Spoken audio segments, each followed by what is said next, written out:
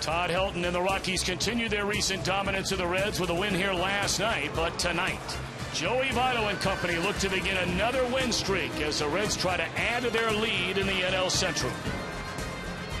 And we welcome you along the banks of the Ohio to downtown Cincinnati and Great American Ballpark.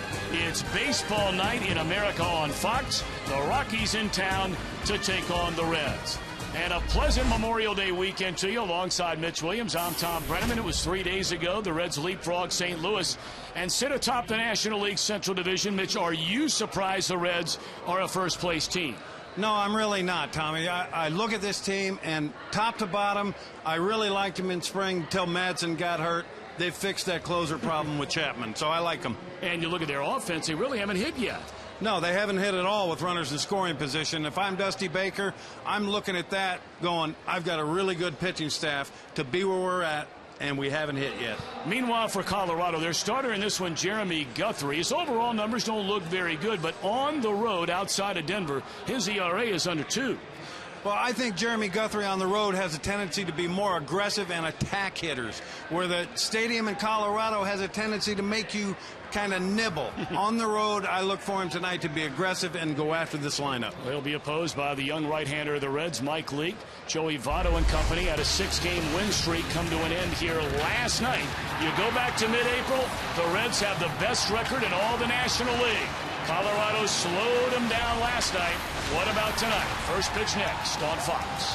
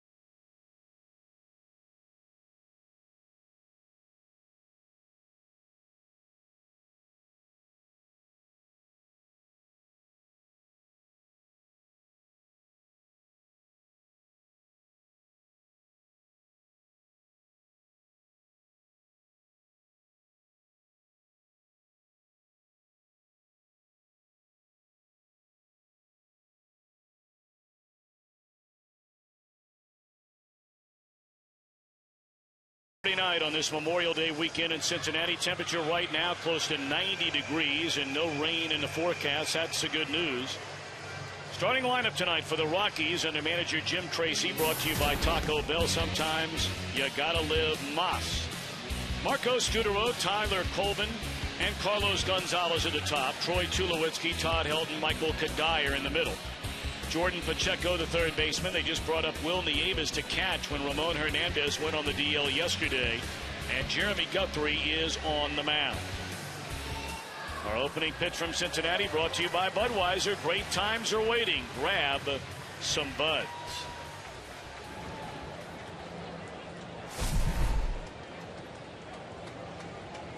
Big crowd on hand for this 7:15 Eastern Time start, and Mike Leake set to go against Marco Scutaro at strike one. And this one is underway. Luke had a terrible month of April, and he's coming on strong here in the month of May. Leake coming off his best outing of his season, in fact, 5 days ago, when 8 innings, allowed 3 hits, and gave up 1 run over Atlanta. And hit a bomb. 1-1 to Scutaro.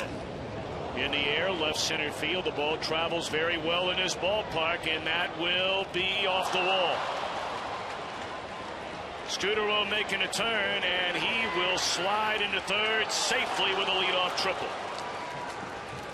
Looking right into the sun was Chris Heisey, going back up against the wall in left field, and you see his sunglasses are still sitting on the top of his cap. And that's what I was going to point out. Mike Leake, he got aggressive, got ahead of him, hung a breaking ball, and I agree with you, Tommy. Those sunglasses don't do much good if they're on top of your hat. And I tell you what, you watch baseball, 5-7 days a week, every now and again, just check in. You'll see that happen 2 or 3 or 4 times. Yeah, and to me, if you're going to wear them out there, wear them. They obviously help. They could have helped on that play. Ball one to Tyler Colvin, the former Chicago Cub, who had an outstanding year 2 years ago when he clubbed over 20 home runs. And then last year, the wheels fell off. Colorado took a flyer. They picked him up in the Ian Stewart deal, and he's playing his way into the lineup. Well, this is a kid that I think has a lot of talent and went through some struggles and was unable to make the adjustment last year. And everybody's going to struggle at this level at some point in time. It's how long do you let those struggles take over your game? Saw those numbers for Colvin. One of the reasons he's in the lineup. 4 hits and 14 at bats against Mike Leake, and all 4 of his hits home runs.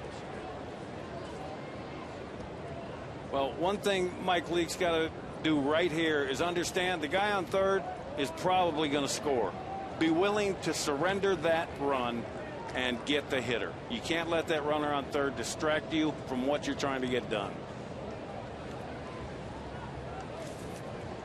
3 balls and a strike on Colvin. And it's into left field, a base hit, so a triple and a single. And just like that, the Rockies, who came into this series 11 games under 500, but apparently they feel very comfortable playing the Reds because they have won 19 of the last 24 against them. Well, the scouting report on Mike Leake, what he's got to do, stick to the game plan he's used the last couple of times out. Attack the hitter. He has to command his secondary pitches, and with runners in scoring position, he has to make quality pitches. So now Carlos Gonzalez. 2 years ago was a 3-horse race for the National League's most valuable player, Carlos Gonzalez, along with Albert Pujols and the Reds' Joey Votto. Of course, Votto won the award. Gonzalez showed up heavy to spring training last year, and by the time he overcame some early injuries, wound up knocking in nearly 100, but not nearly the player he was the season before. Is in very good shape this year, and he's hitting on all strides right now. Double play ball here. Phillips, Cozart, they turn.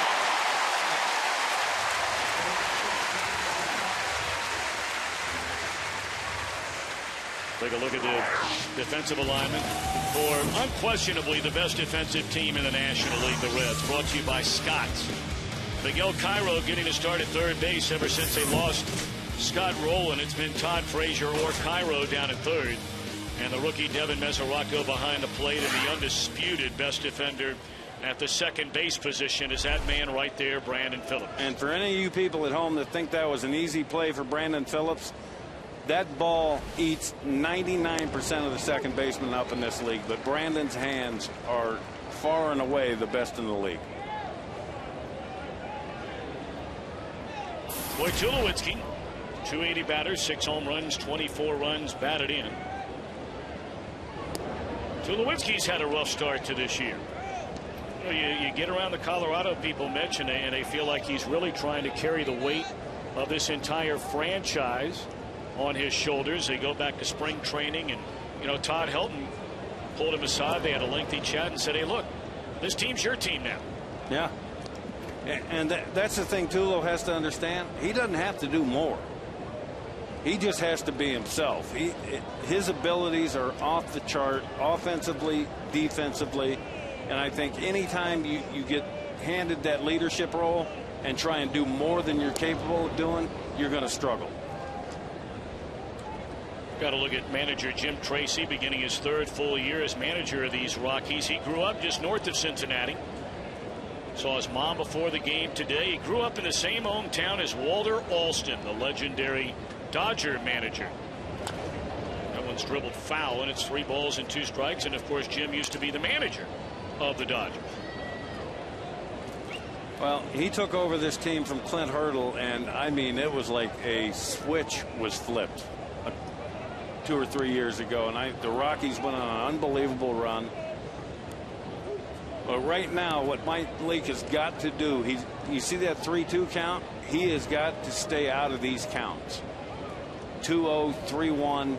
He's got to stay ahead of these hitters to make them defensive. He is not a power pitcher. And that one dribbles into center field, a base hit by Tulowitzki. 4 batters, 3 hits. And he actually got done right there what he wanted. He wanted the ball hit on the ground, and that's baseball. Baseball is a game of inches. If that ball's 6-7 inches to the left, it's an out. So Mike Leake is doing what he should be doing. Ball ain't going at people right now. You've got a nice slider down. If you're going to pitch in this ballpark, you better be able to get the ball down in the zone.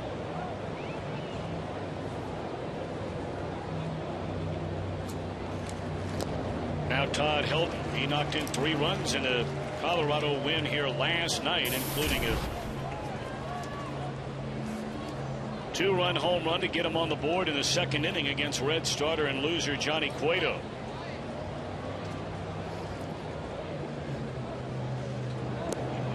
Many of you know the story on Leake. He was the Reds' #1 pick, the 8th overall in June of 2009, and became the 21st player since the draft began all the way back in the mid-1960s to play in the major leagues without appearing in a single minor league game. And as a pitcher, that is not something that is easy to do. Believe me. 2-1 to Helton. And he's making good pitches right here to Todd Helton. He's trying to stay in on him. He does not want Helton to be able to get extended. We've seen cutters. You see this ball cut right there? That's a good pitch.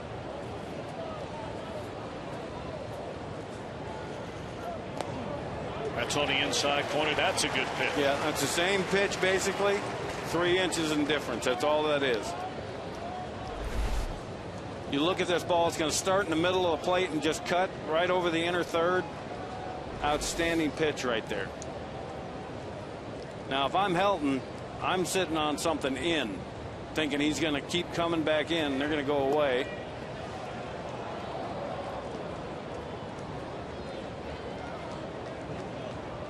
Now Leake has a multitude of options right here. He can go at him again with a cutter. He can go at him with a changeup. If it's me, I'm going at him with a changeup. Try and get him out on his front foot. 3-2, runner goes, and it's swung on and fouled back out of play through the fastball.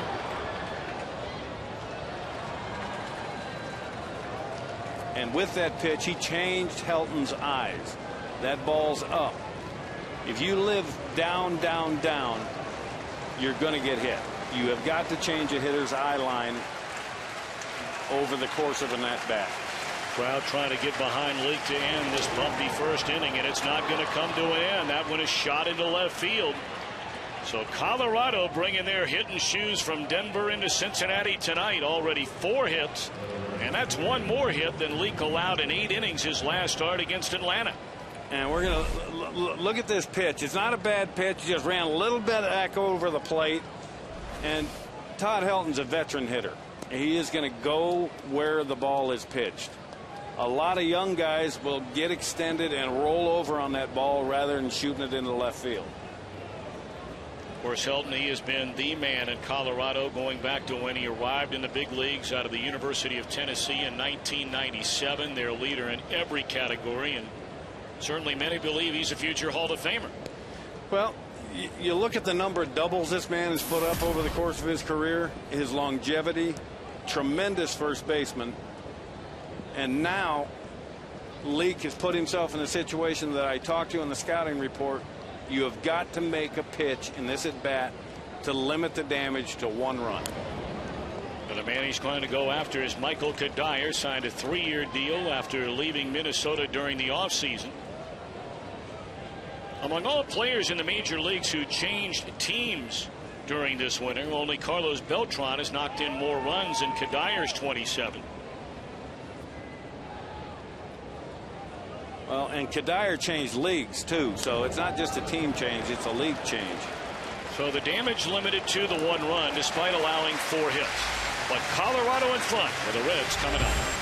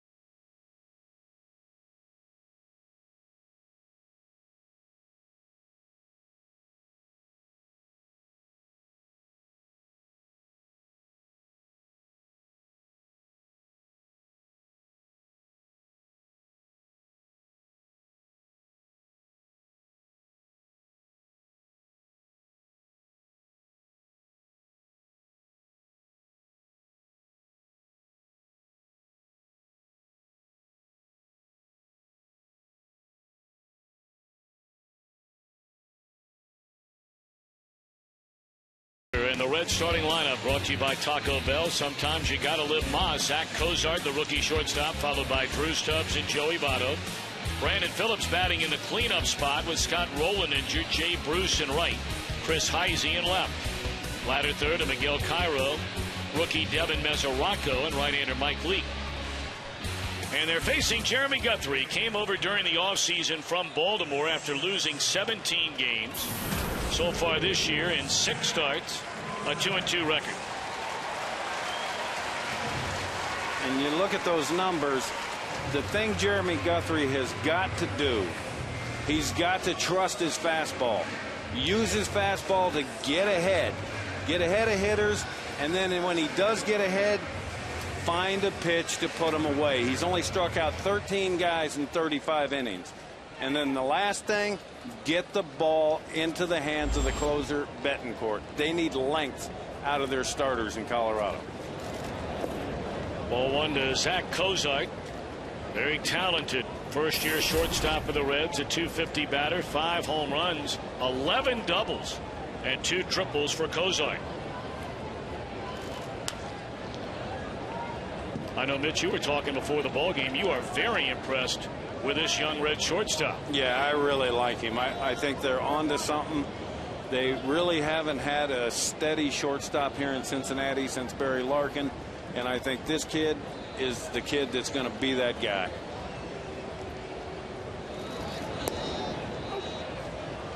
One and 2 to count. We brought up earlier Guthrie. The numbers are ugly at home. I mean, his ERA pitching at Coors Field is almost 10 runs per 9 innings. But you get him out of there in 3 road starts. He's pitched 19 in the 3rd innings and only allowed 4 runs. Yeah, and you look at that, and I talked with manager Jim Tracy, and he doesn't think it's the ballpark that's getting in his head. but it's hard to look at those numbers and not feel that way. And this is what I'm talking about putting hitters away, Tom. He had him 1-2, and now it's a 3-2 count. He has not elevated a fastball one time. The art of elevating a fastball in the middle of the plate ahead in the count is almost lost in the game anymore. Roller down to third, and Pacheco fields and throws it into the stands. Well, Pacheco, originally a second baseman at the University of New Mexico, was a catcher the last 3 years in the Rockies organization, and now they put him over at third base, and you got to live with this sometimes. Well, and you look at his footwork, everything there was halfway decent right up to the point where he let go of the ball. It's a work in progress. A new position takes time. You watch his footwork. He didn't really get a crow hop in right there, and he had time. He had time to get that extra crow hop in there, get his feet under him, and make a solid throw. Drew Stubbs shows bunt on the first pitch, and now taking a long look down at the third base coach Mark Berry.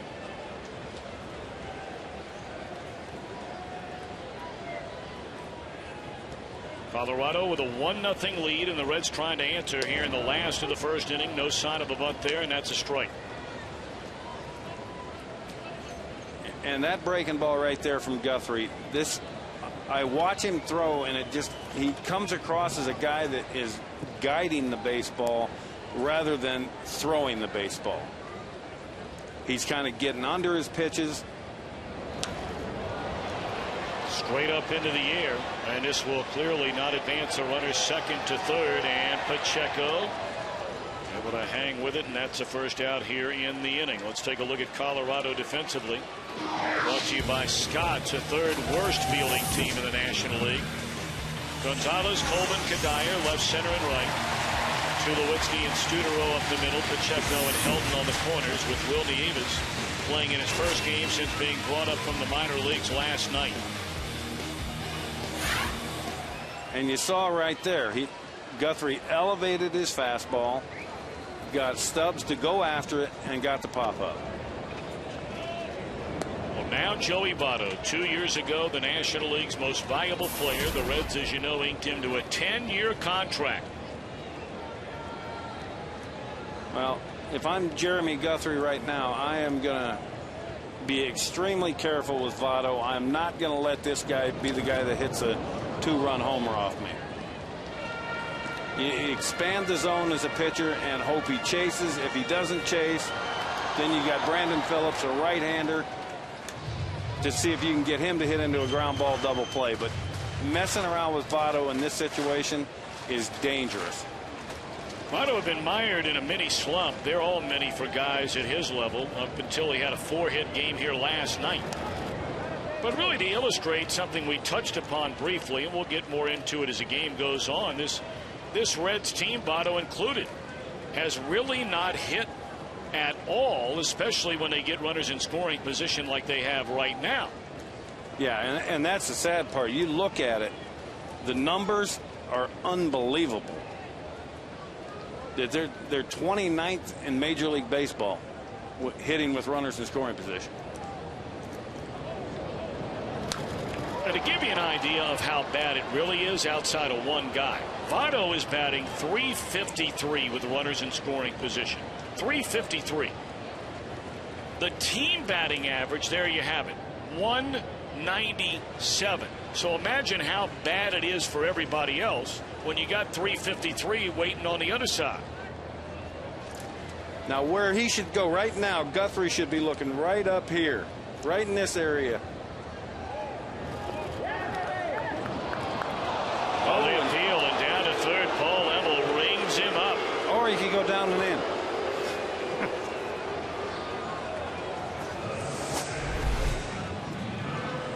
Oh, you be the judge. No, he did not go. The way that call is supposed to be made is, does the bat get out in front of the plate? And clearly on that check swing right there, it did not. But now the second baseman, Brandon Phillips, like Votto, he was locked up on a long-term deal. They came on the heels of one another. In the first couple of weeks of this 2012 regular season, Phillips began the year as their leadoff hitter. He was so good in that role last year. But when Scott Rowland got hurt, they were forced to move Cozart into the leadoff spot and Phillips into the cleanup spot. And this is a situation right now where you have the worst pitching team with runners in scoring position and 2 outs facing the worst hitting team with runners in scoring position and 2 outs. So who's going to win this one? Well, it was Colorado that got the job done last night. The Reds had multiple chances, including this guy right here, Brandon Phillips, in the ball game last night. Colorado winning the series opener by a count of 6-3. Well, the thing, Brandon, wow. I'd like to see the replay on that one because that really didn't look like he went. But, yeah, he did go. Umpire was right on that one. Jerry Meals on the appeal that time at first base after Emmel rung up Votto with 2 strikes just a moment ago. And Brandon's got to understand right now he can keyhole Guthrie because he knows he's got Bruce on deck. That one just ate up Pacheco, and this will tie the game. Scoring is Cozart, and Phillips slides in with a double. 1-1.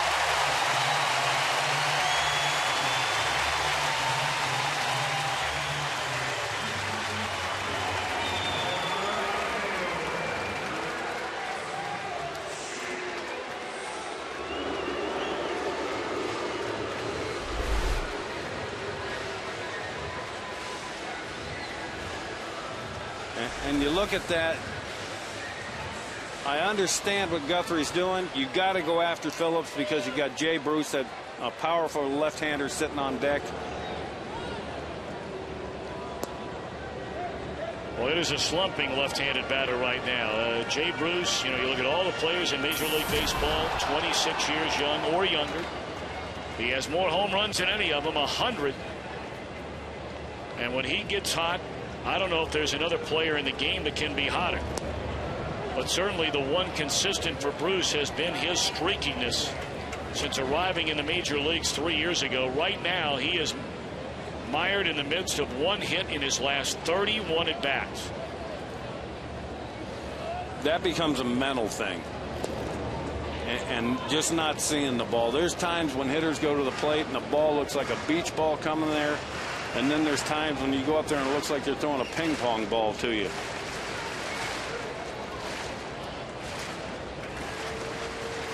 Go ahead, run out there at second. We're in the bottom of the first inning. And it's rolled over foul to even account to Jay Bruce.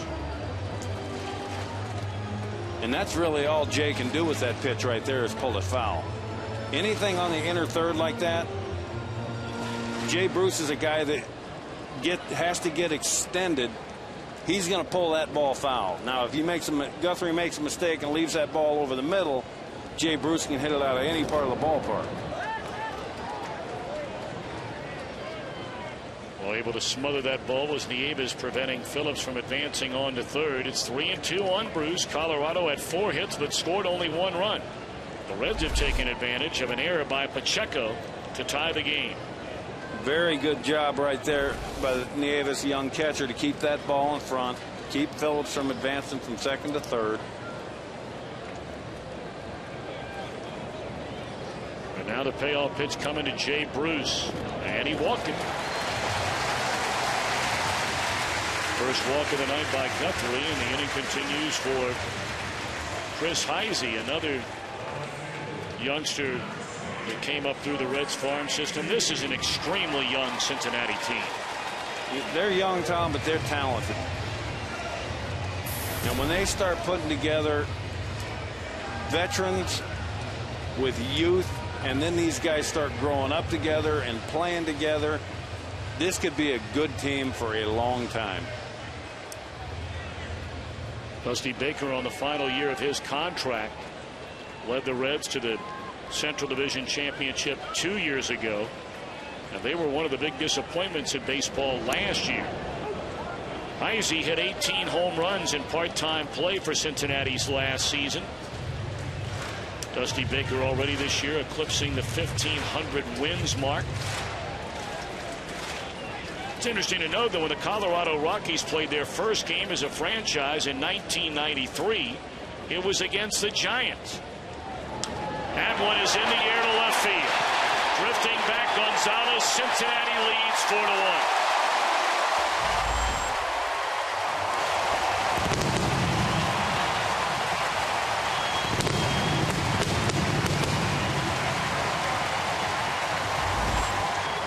Well, they've been wondering where Heisey's power is gone after hitting the 18 home runs last year.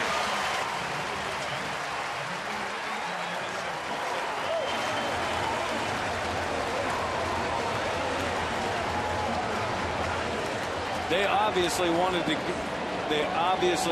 go up right there, but that's not up high enough. That's up in the strike zone. You want to go up out of the strike zone to get him to chase. We look at right here. You see the catch-up setting up here? This is where that pitch needs to be, right in this area here.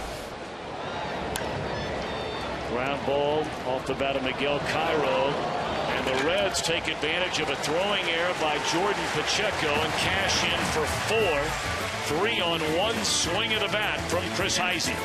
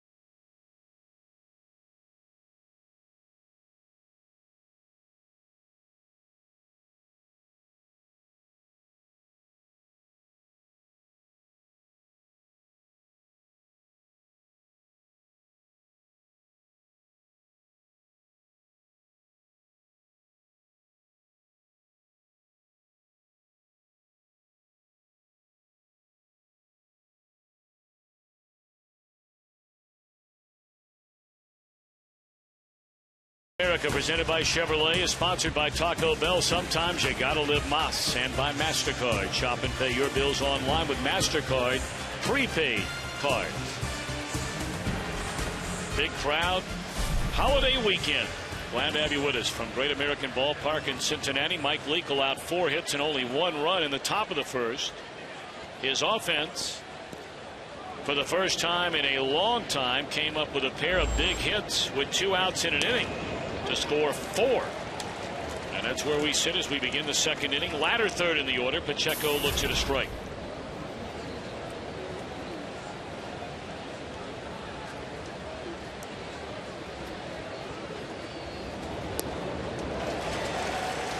Told you about Pacheco earlier, a middle infielder in college at New Mexico. A catcher for 3 years in the Rockies farm system, but they like his bat so much they thought, you know what, we don't want him splitting time behind the plate. We like that bat in the lineup. Thus, the move to third base, and right now riding the tide of a 10-game hitting streak. And this at-bat Leake has done a good job of getting ahead Now you got a defensive hitter at the plate. He can do whatever he wants with it.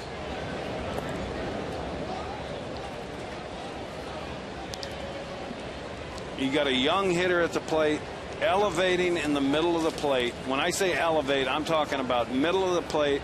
The top of the catcher's mask is a high fastball.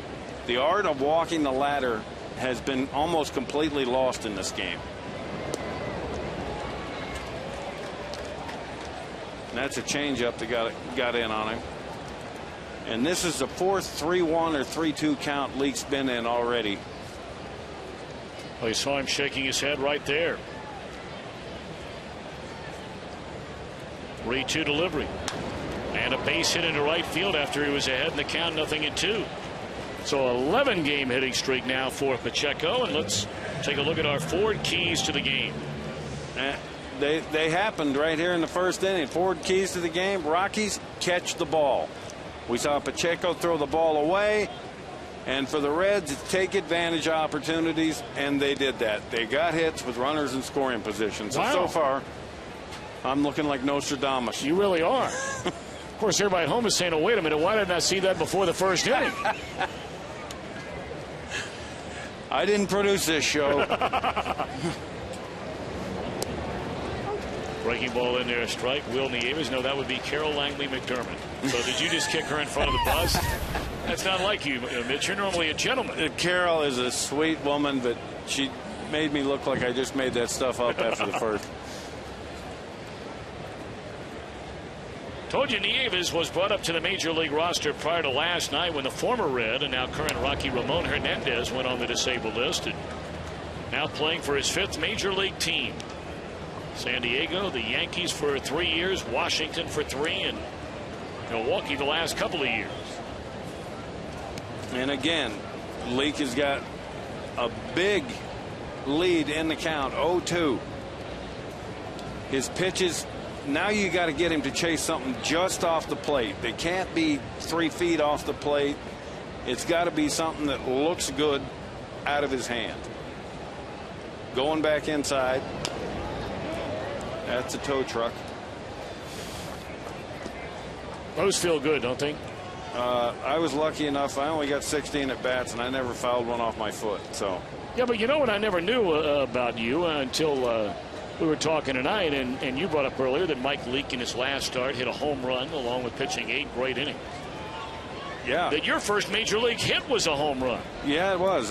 In my 5th major league at bat, I got a fastball from a closer named Don Ossie, and the best part about that was that the walk back to the dugout with 2 Hall of Famers. I drove in Ryan Sandberg and Andre Dawson. Wow. Of course, Ryan Sandberg is managing at AAA for the Philadelphia Phillies organization at Scranton Wilkes-Barre, right? And Andre Dawson has been very involved since day one with the Miami Marlins. Yeah. Well, Hawk is a Miami resident, lives down there. They just can't. There's some guys you can't get away from the game of baseball.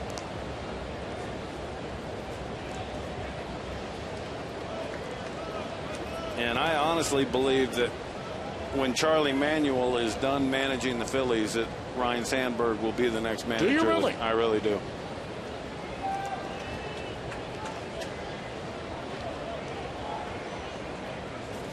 One ball and 2 strikes on Nieves. Leadoff man aboard, and a breaking ball is swung on and missed. First strikeout of the night. That's the first curveball we've seen from Leake. And it comes at a good time. He's throwing them nothing but fastballs, cutters, and changeups. Good time to bust out that curveball. Well, Jeremy Guthrie is no Mitch Williams swinging at bat. Hadn't had a hit so far this year in 11 trips, 2 for 34 in his career. What were you out of 16 at bats? I was 3 for 16. I believe I was a triple shy of the cycle in my career. But I did have 4 RBIs. Nice. Guthrie does have a pair of sacrifices so far this year. And you notice he's only struck out 4 times. So he's putting the ball in play. Just not.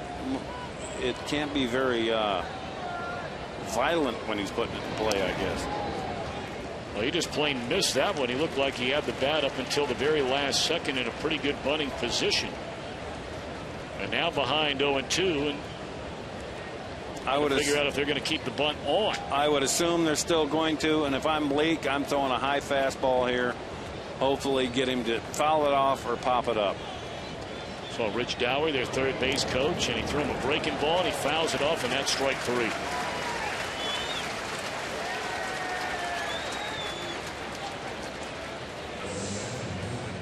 Well, we'd like to invite you to follow us on Twitter and Facebook for an interactive all-access pass to MLB on Fox this summer. Get a behind-the-scenes look at the broadcast as well as up-to-date news from around the league. Twitter at MLB on Fox, and on Facebook at www.facebook.com/Fox Sports. Facebook's been in the news a time or two during this last week or so. You a big buyer, were you, Mitch, on that IPO? No, I don't even know what you're talking about, buddy. Okay, good enough. You're talking to a hillbilly. Well, I know a lot of hillbillies that have a lot of money. Well, yeah, because we don't know what to spend it on all those electronics and stuff. Leake this inning, 3 straight 0-2 counts. This is how Mike Leake has got to pitch. He can't overpower you. He's got to get ahead of you and make the hitter chase his pitch. 7 of the 9 first pitch strikes for him so far, so he's doing a good job of getting ahead. Well, now Marco Scutaro, he tripled off the left center field wall and scored the only Rockies run. And there's strike 1, so make it 8 out of 10. 8 out of 10, yeah.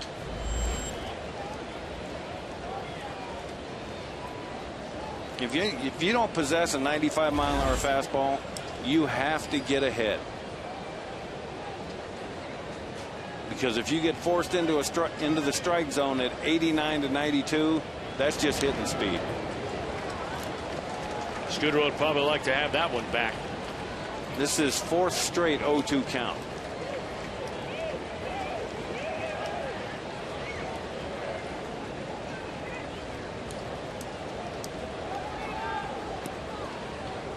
Leake is an extremely mature young man despite his youth. Told you earlier he went from Arizona State University right into the major leagues. They had to keep an eye on his innings in each of the last 2 years.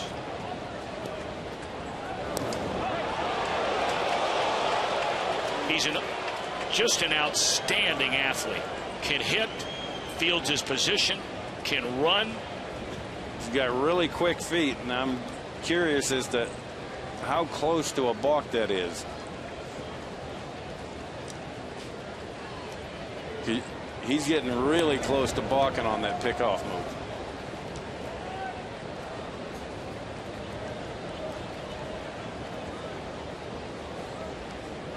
Many that follow the Reds, most notably the manager Dusty Baker, were just stunned the way this season began for Leake, how poorly he had pitched. There's a number 5 starter in their rotation. Oh, that one got a piece of Leake. It goes to Cozart, and everybody's safe. Where did it get him? I think right on the thigh. He ain't going to show that hitter it hurt.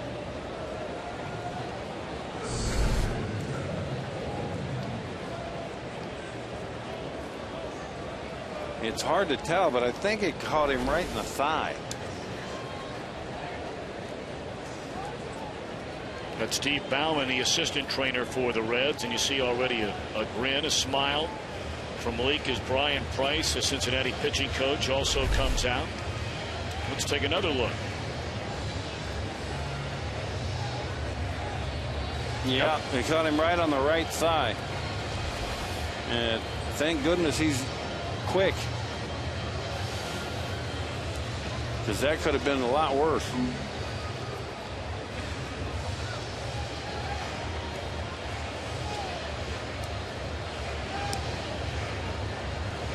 The good news is it's his post leg.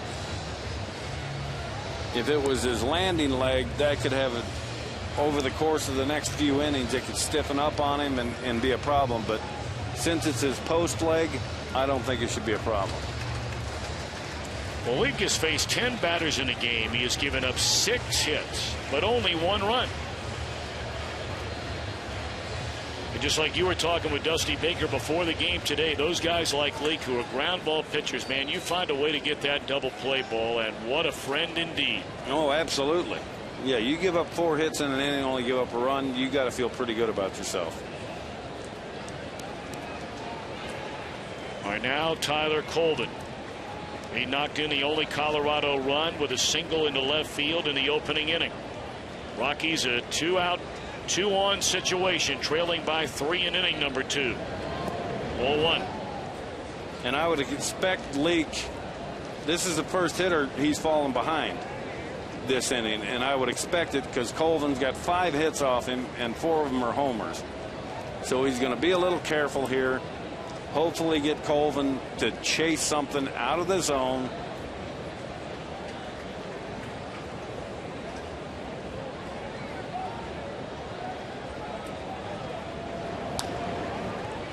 A ball and a strike. And you see right there, he missed his target.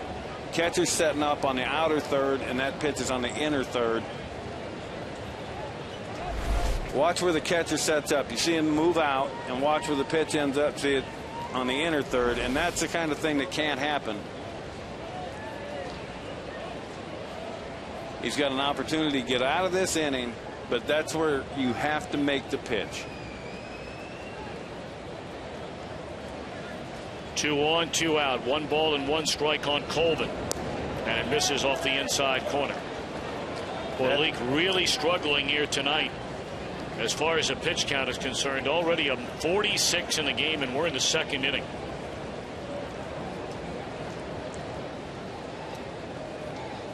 Well, you got to believe this is a man he knows he has to come after, because Carlos Gonzalez is standing in the on-deck circle.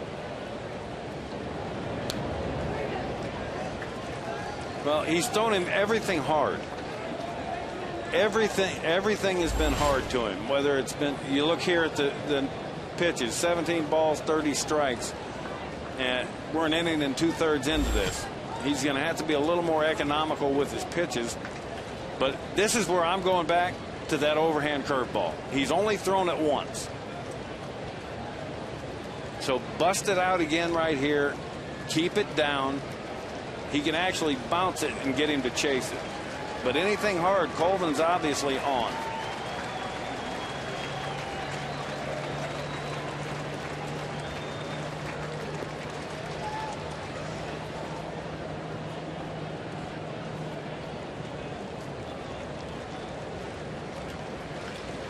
Mesoraco, for every 5 games, is playing 2 games per week. He is the #1 ranked player in the Reds' entire organization. An organization that is ranked in the top 10 in all of baseball as far as their minor league talent. And they believe it's a matter of time before he'll become their regular guy and a chance to be maybe the best catcher they've had here in a long time. Well, he impressed me the other night. A young player in a 2-0 count. And what did he do? Sitting on a fastball, up in the zone, got it, drove it out of the park. It was a grand slam, I believe. First one of his career.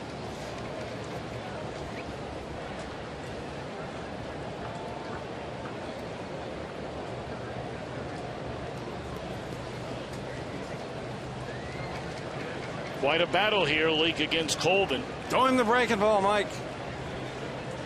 7th pitch in this at bat. And Leake okays a sign with Mesoraco. And now the 2-2 again. There's the curveball. They barely got a piece of it.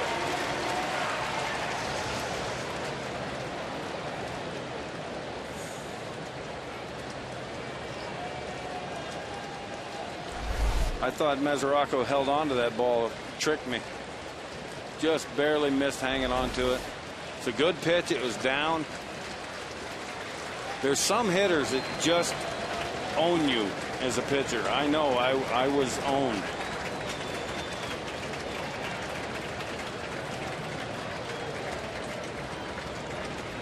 Two on, 2 out. And again a 2-2 pitch. And a breaking ball misses down and in, so the count is full and the runners get started.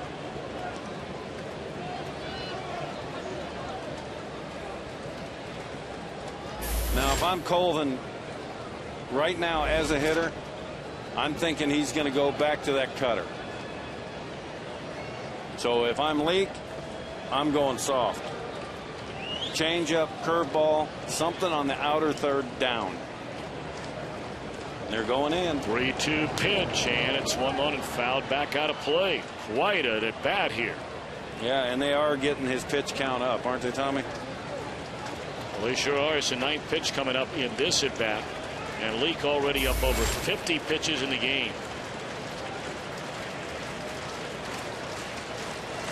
51 to be exact. And these are the at-bats that they call stress at-bats. This is where pitching coaches look at it and go, well, this is a stressful inning.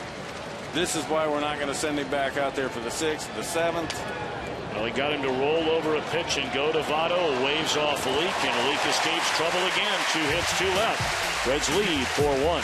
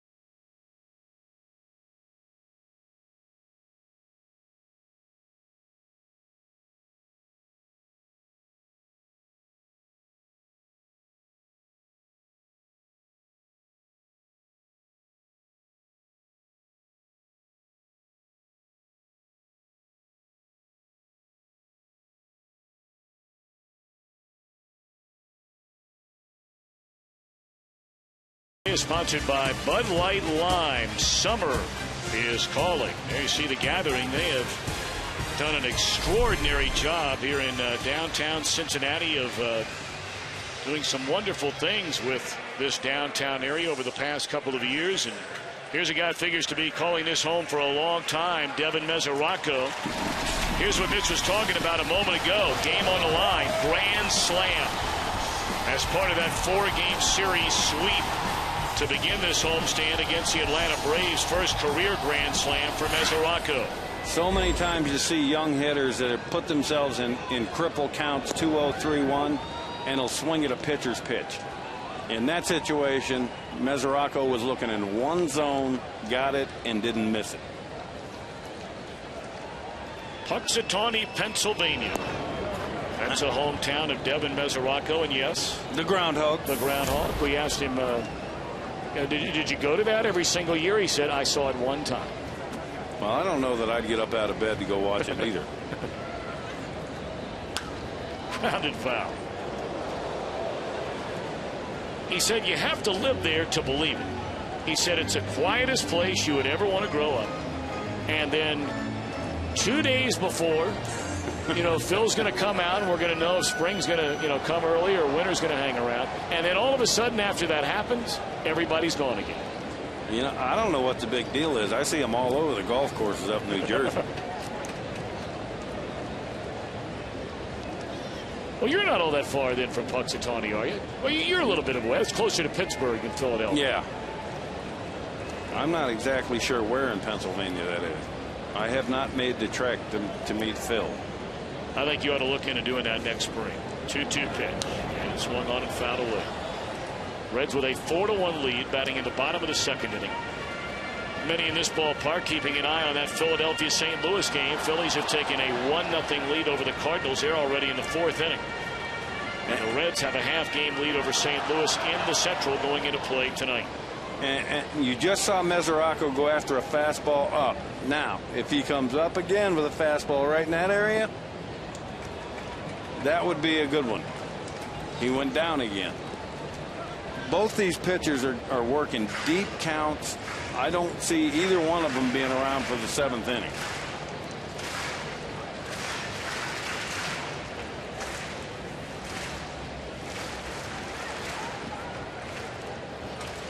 Seventh pitch in this at bat to Mesoraco, and he rolls over at foul.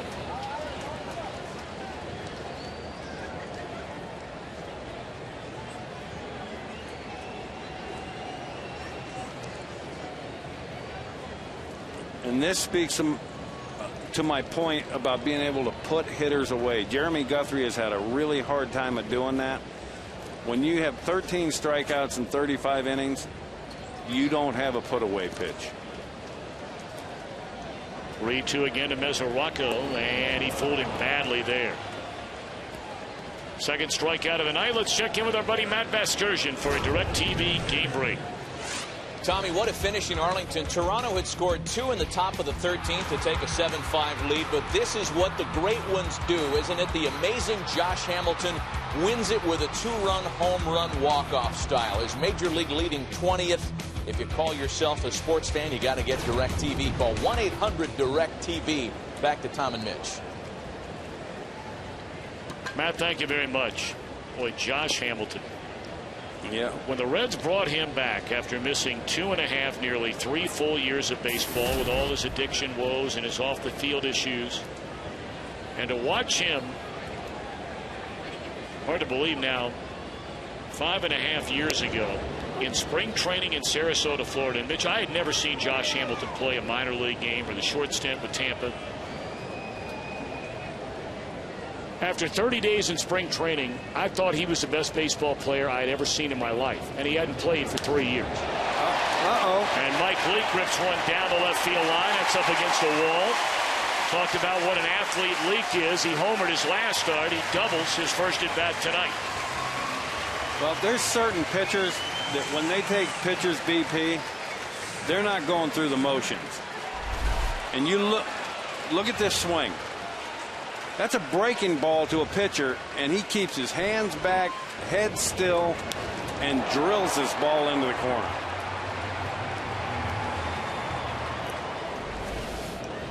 Leake now has 6 hits and 16 at bats.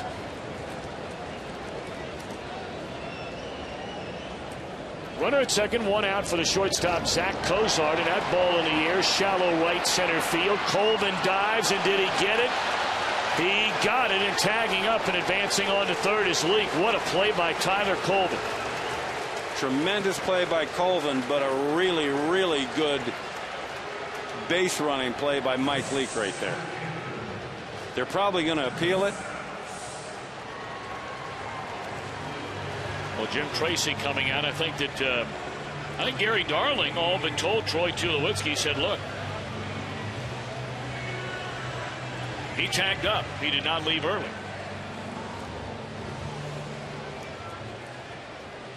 Gary Darling is the crew chief tonight.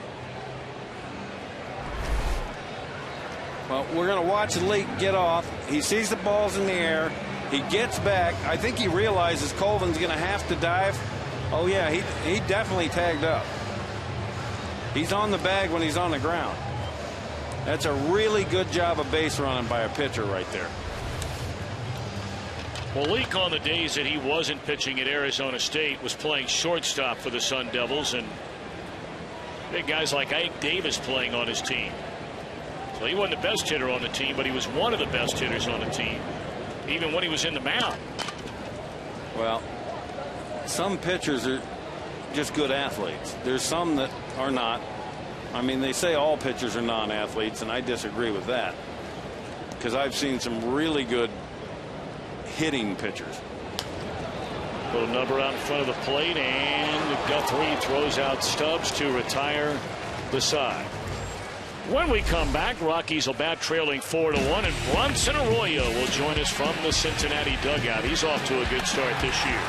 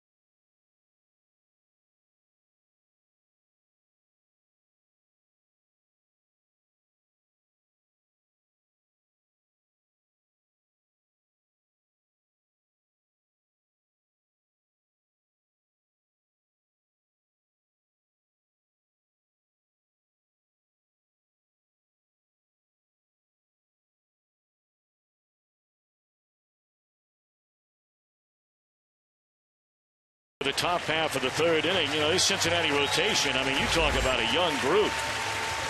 You got Matt Latos, 24, Mike Leake, tonight's starter, 25. Homer Bailey and Johnny Cueto both just turned 26 in the last month. But there's one guy that's been around for a while, and that would be Bronson Arroyo. He joins us from the Reds dugout. Bronson, how you doing? Good, good. How you doing, guys? Doing great. You know, being around all these young guys, and you have really sort of taken, for lack of a better term, Mike Leake under your wing since he came up from Arizona State University and joined the major league club. You know, you look at him a night like tonight, not as efficient, maybe not as sharp as his last game when he was so good against Atlanta, but will you talk to him during the game at all, or do you leave him alone during the game? Yeah, I usually just leave him alone, you know. I mean, guys, you know, everybody has their own different style and kind of their own preparation and what they like to do in between innings. And once in a while, we'll talk about something significant that might have happened in an inning. But for the most part, you know, I mean, your preparation is going to come pregame. And once you get out there, it's got to kind of be on autopilot. Bronson, I got to ask you, as a guy, I know you take hitting seriously. Do you try and impart that to these young kids? You can help yourself with the bat in your hand? Well, for Leake, I don't have to because he hit 340 at Arizona State, so I'm trying to learn something from him. But for the rest of the guys, I think, yeah, over the years, I mean, I haven't had to say it, but I just think my preparation for the game, you know, over the last 10 years in the weight room and just kind of being consistent, coming out and taking batting practice serious, and guys just kind of feeling that, you know, on a day-to-day basis. I think it's helped this staff probably over the last few years with guys like Johnny Cueto and Homer Bailey to kind of build consistently throughout their whole program, even diet and things like that, just taking it serious to make sure you can stay on the field every day. You know, Bronson, I think with your long hair and, you know, you play in a band as Carlos Gonzalez has gone on strikes, it's very easy for people to stereotype Bronson Arroyo. But your work ethic, in my 25 years of broadcasting, I don't know if I've ever seen anybody that tries to take better care of themselves than you do. And the interesting thing is how you really started as a really little guy with your dad working out as a kid, right? Yeah, it's definitely the foundation that I'm built on. You know, my father was was a guy who was in the weight room with all of his friends down in the Keys, and he saw, you know, a young kid that just had an extreme amount of talent compared to most of the other kids out there. So he put me in the weight room and kind of built this regimen, and I've kind of lived the big league life my whole life, as far as, you know, taking care of yourself and taking supplements and eating right, and you know, taking care of your body the few days before you would pitch, and all those things. So it was kind of built into me from early on. So it was easy when I got in the rookie league with the Pirates to kind of have, you know, not feel like the game was such a grind, because I was so used to doing it on a day-to-day basis, my whole childhood. That's in the air down the left field line. Heisey continues to drift and has room. That ball came back on him a little bit. Well, Bronson, I got to ask you, because we were making fun of you the other night at the network with the double flap. You look like Kazoo when you go up to the plate. What's with the double flap helmet? You know what? I always joke and say that just to make sure everybody knows I got a little speed and I can steal a bag every now and again. But no, honestly, it feels more comfortable to me. It's just, I guess, from hitting in the minor leagues for such a long time with two flaps and all through high school, once I got to the big league level, I put a helmet on, and having that emptiness on the right-hand side, it just felt like I was cockeyed, and I don't know, I just felt like I wasn't being able to concentrate on the pitches as much, so I figured I'd just go double flaps. Well, why don't you just finish the look and get a chin strap, too? Yeah, we'll get the face guard, you're right, like I had when I was 8. Did you really just call him Kazoo?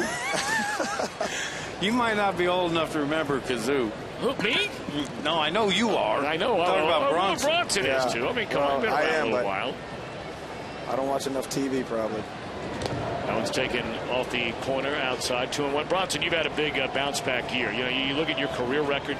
You've won 114 games. You've made 300 starts. But what's been, you know, quickly, I guess, the reason for the big turnaround after the great 2010? You had some health issues last year. Is that the primary difference this year?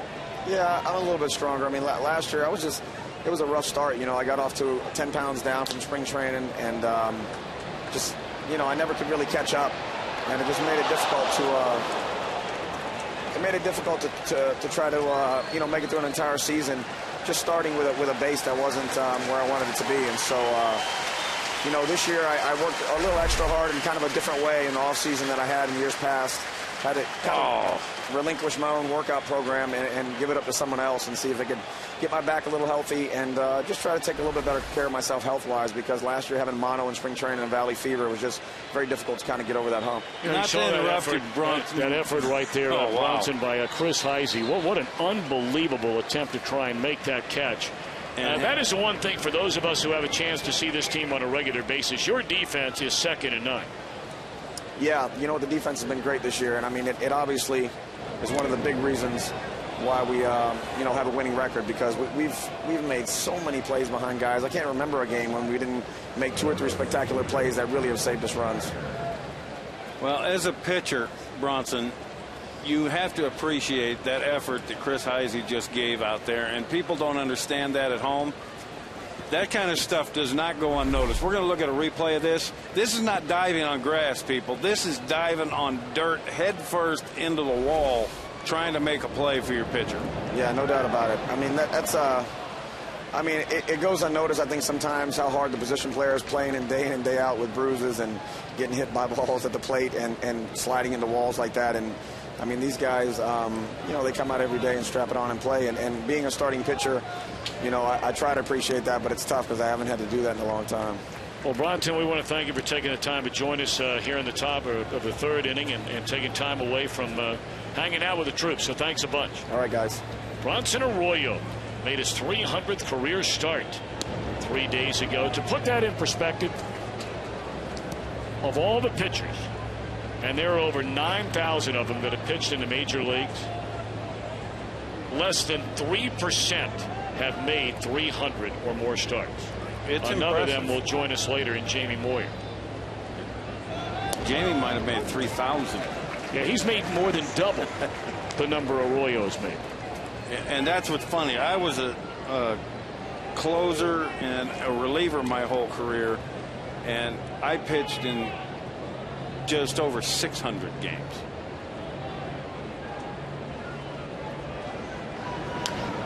Dyer slams it off his foot. So after retiring, Gonzalez and Tulowitzki rather easily to begin the inning. It looked like Leake would have a quick time of it, but he walked Helton, and now is 2-2 on Michael Kadire, pitching with a 3-run lead in the third inning. And again, this is where he's got to make a pitch and leave that runner stranded with 2 outs out there, and make this 3-run lead stand up for another inning. Michael Kadire is a baseball player. This is a guy that does everything fundamentally right. He's not going to look to try and leave the yard right here. He's going to go with the pitch wherever it's at.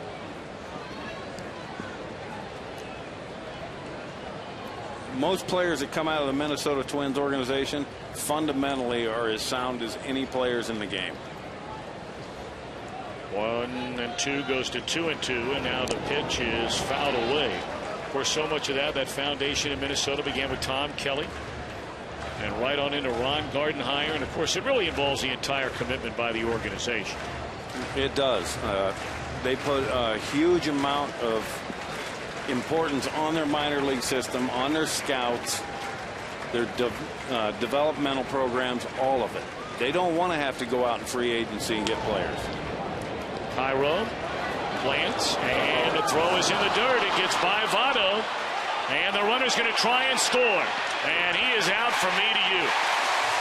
That's a bad decision by the runner right there, Helton. You got to know Votto is the most athletic first baseman in the game of baseball. Well, you wonder where in the world Todd Helton's going. Yeah.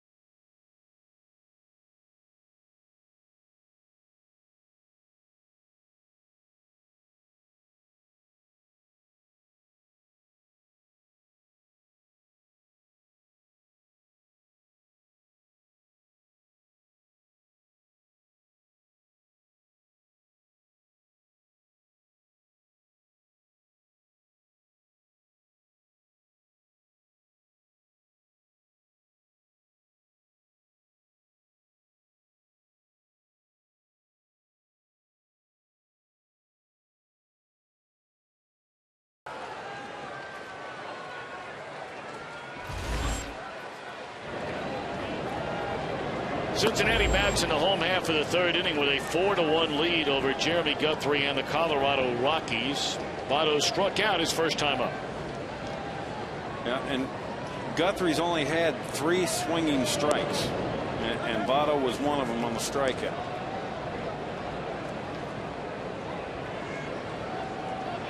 Votto, Canadian born. Second round draft choice of the Reds, came up through their minor league system. And once he took over at first base, they've never looked back. He does things at first base. Like I said, Mark Teixeira might be the best first baseman in the game. Teixeira may have come up with that throw, but had it gotten by him, he would not have made the play that Joey Votto just made. That's the one area of his game that he takes such tremendous pride in. The fact that many felt like that was a weak link in his game. Defense. Well, he won the Gold Glove a season ago in the National League. And that ball is stung into right center field. And this will be his National League leading 20th double of the season. You cannot lead balls out over the middle of the plate to him and expect him not to get smoked. Let's go back to that play you just referred to, Mitch, for the final out. Cairo does a good job, gets his feet under him, just makes a bad throw. Votto sees it get by. Watch him check to see if the runner's going. Spins, makes a good throw, and now watch Mesoraco. You think Helton has any chance to get into the plate? No. None. That is a large human with that gear on behind the plate. Joey Votto is just a tremendous athlete. What makes him so special to me is his throwing ability. He's very accurate. And you talk about how athletic he is. He might be the most aggressive first baseman I've ever seen play in my life. He goes after balls, and the play that's so hard to make, the 1 to 6 to 3 double play, he makes it look simple.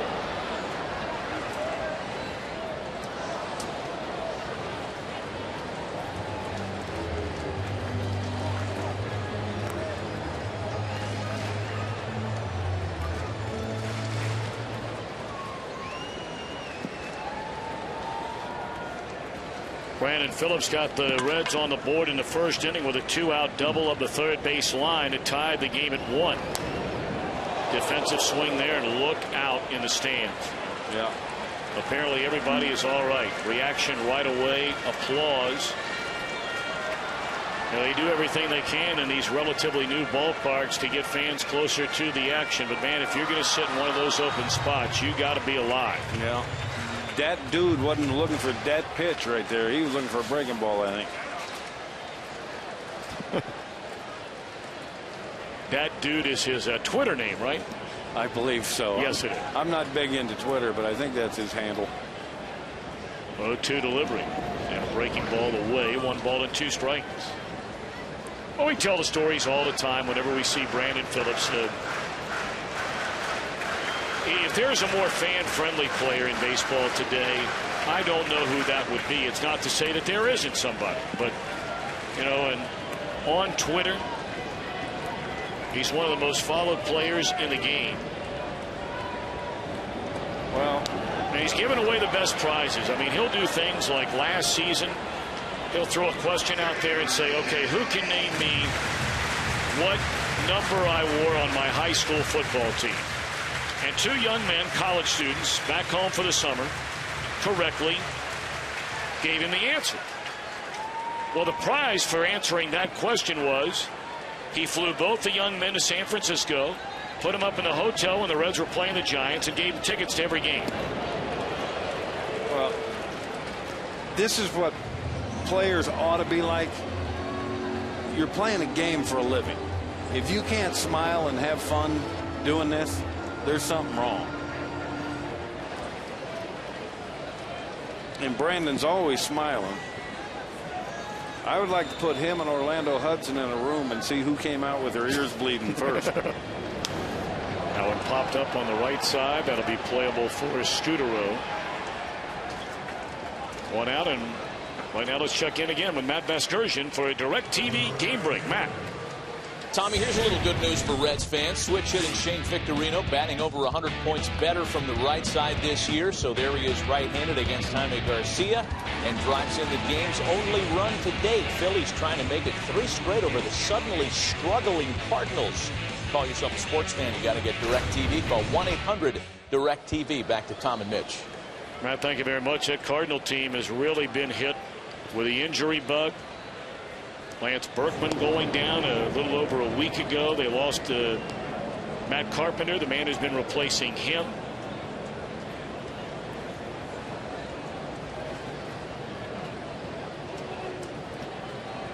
Oh, and 1 to Jay Bruce. He walked his first time up. And you see, right, the standings right there. Cincinnati's holding a half-game lead over St. Louis. And much to my surprise, Houston 3 games out.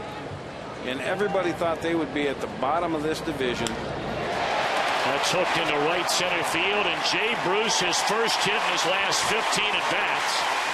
And this will score his buddy Votto, and the Reds lead 5-1.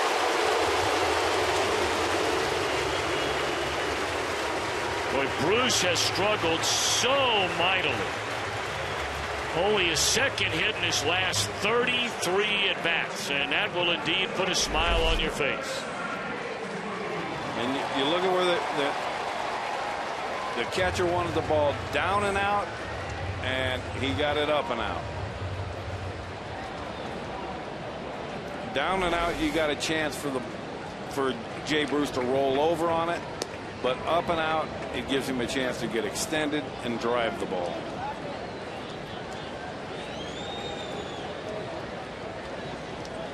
It's 3 hits now for the Reds in this game that have come with a runner in scoring position, and something you thought would be one of the forward keys to the game. Would they be able to turn an entire season trend around where they've hit 197 in those situations?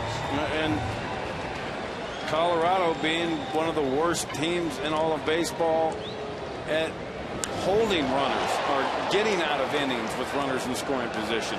And it's held true again tonight.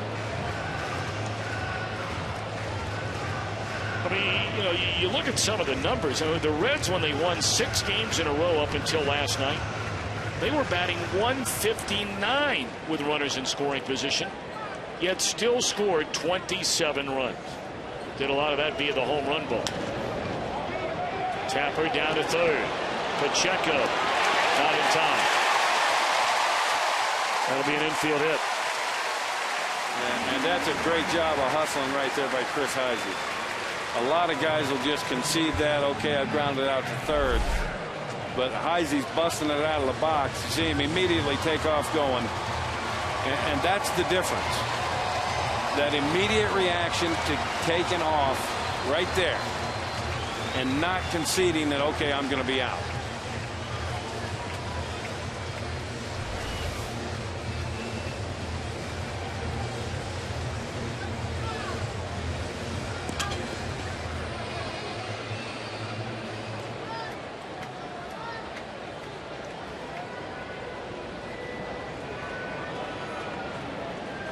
Two on, 1 in. Reds lead 5-1. We're only in the 3rd inning.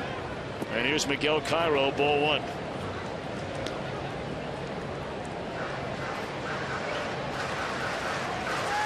I know Jeremy Guthrie, when he was with Baltimore, was considered the ace of that staff at one time. But watching him here tonight, it just doesn't look like he's long for this game. That is a double play that will end the inning. And boy, did Guthrie need that. Reds tack on a run and lead 5-1 at the end of 3.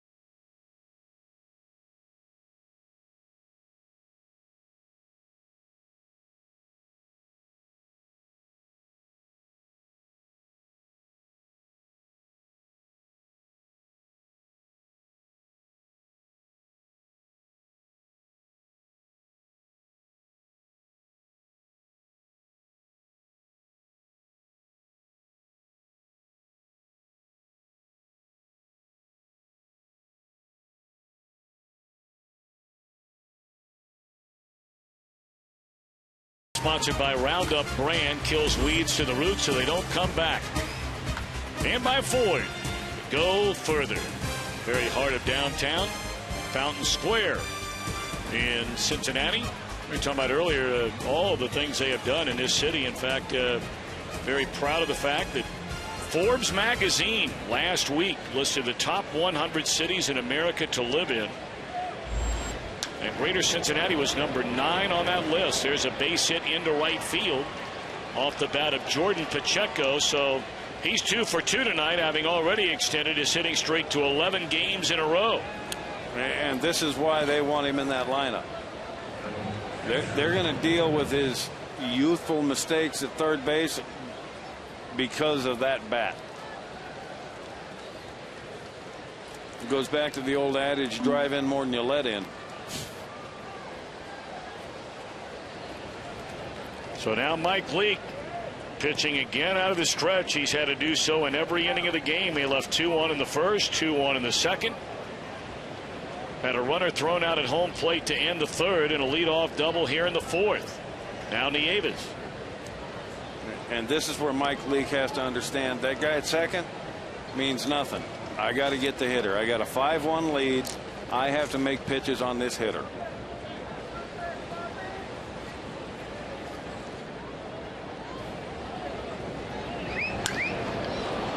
That ball is blasted into left center field, and this will bring in a Colorado run. So back-to-back doubles in the bottom part of the batting order, and it's a 3-run ball game. And this is Colorado adjusting to the fact that Mike Leake has thrown so many first pitch strikes. The Rockies are not going up there waiting and letting him get ahead of them. That's just a fastball, middle. Second and third time around the order, you've got to get ahead, but you got to get ahead with different kinds of pitches.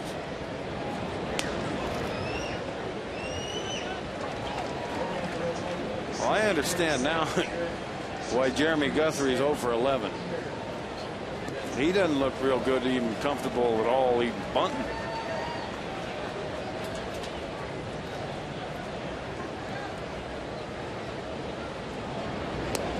Breaking ball is high. 1-1 to Guthrie.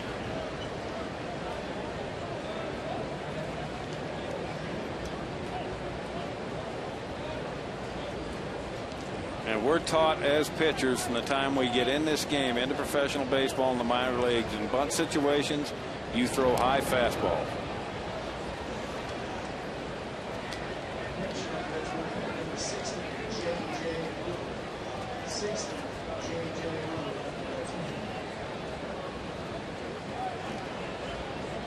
And now they're put in a situation where the fact that Leake is such a good athlete, if they bunt Guthrie here, it could be a double play because Leake can move off the mound so well.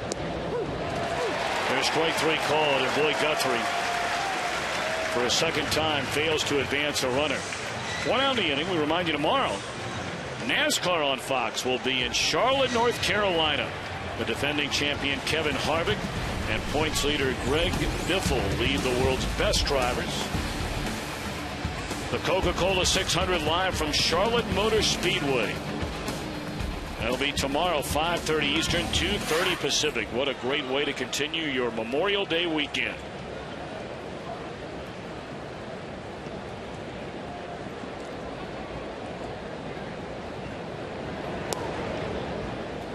And there you see Leake go to the sinker, first pitch, not first strike.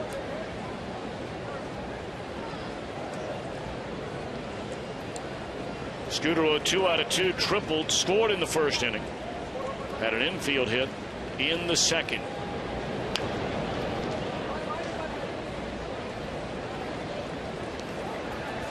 Scudero, a guy who had to, finally earn his way coming up through the minor leagues to reach the major leagues, and he's carved out a nice career for himself. Originally came up with the Mets in 2002, spent 4 years in Oakland, 2 years in Toronto, and the last 2 years in Boston. Really made a name for himself in Toronto before he went to Boston. Jam shot fly ball to Heisey.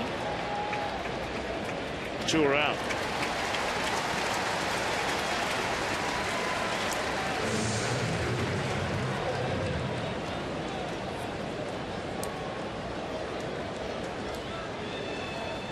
And his nemesis, Mike Leake's nemesis, is up again with guys on base. Tyler Colvin. So he's got to be smart here. Well, Colvin came in 4 out of 14 against Leake, and all 4 of the hits home runs. His first time up, he had a base hit to drive in a run in the first inning. And then Leake retired him after an extended at bat, stranding 2 on a ground ball to Votto an inning later.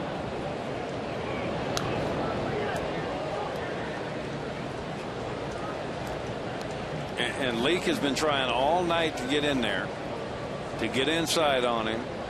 He can't get the ball by him. He's managed to foul everything off inside.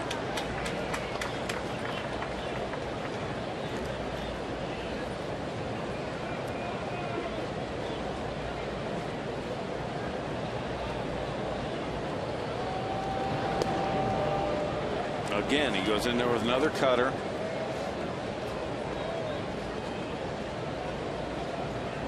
I just think you have to change your patterns. In every at bat tonight, he has gone at Colvin with cutters in.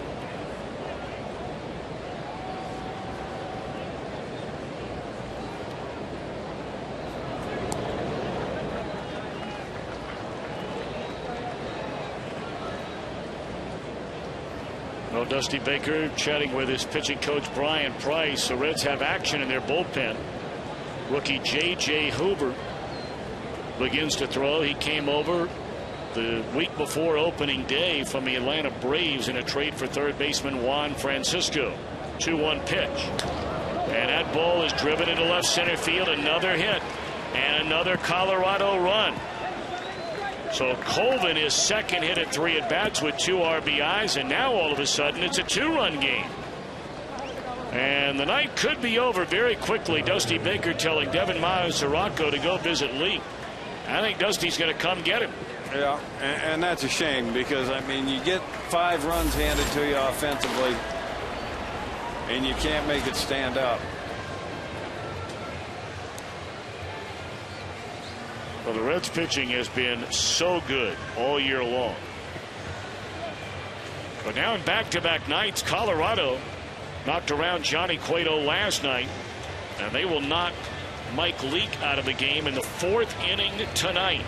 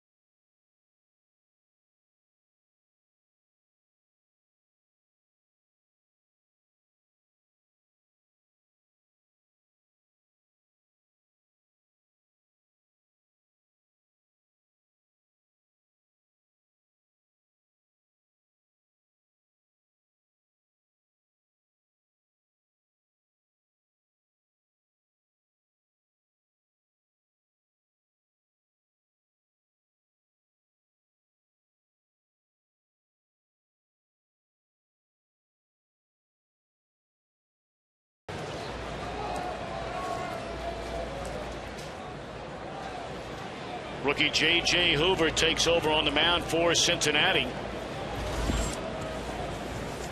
This Reds bullpen, #1 in the National League in virtually every major category there is. And Hoover has been a welcome surprise joining it. Look at his numbers in his first 10 major league games. Yeah, and the tilt on that fastball at 94 miles an hour, that's why they put you on a mound. So you're able to generate that downhill and create angles. Todd Frazier, as part of a double switch, takes over for Miguel Cairo at third, and there's 93 on the outside corner. 0-2 on Carlos Gonzalez.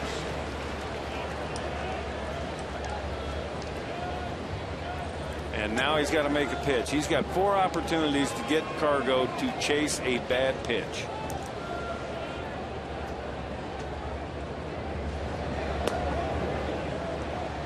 Now that right there, the catcher standing up, bothers me. I never understand. I know the hitter can feel that. I can throw a fastball up without you standing up and showing me where I need to throw it. I know the hitter can feel that. Stay down there. I'll make the pitch up. Try the breaking ball. Now it's 2-2.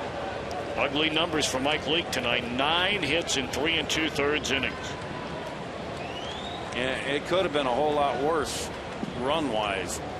I mean, you scatter 9 hits in 3 2/3 and only give up 3 runs. You're pretty fortunate. Came back with a fastball again, down and away to Gonzalez. You know, you look at the Reds bullpen, and Mitch, you began to touch on it at the beginning of the telecast. When spring training began, Cincinnati believed it had assembled not the best bullpen in the Central and not the best bullpen in the National League. They thought they had assembled the best bullpen in Major League Baseball. They brought in Sean Marshall, who's been the best left-handed setup pitcher in the National League for 3 years. They signed Ryan Madson to be their new closer from Philadelphia. And then you got Chapman down there that they wanted to start. I disagree with a lot of different people on these kinds of things. Neftali Feliz, I don't believe should have ever become a starter. I don't believe Chapman should become a starter.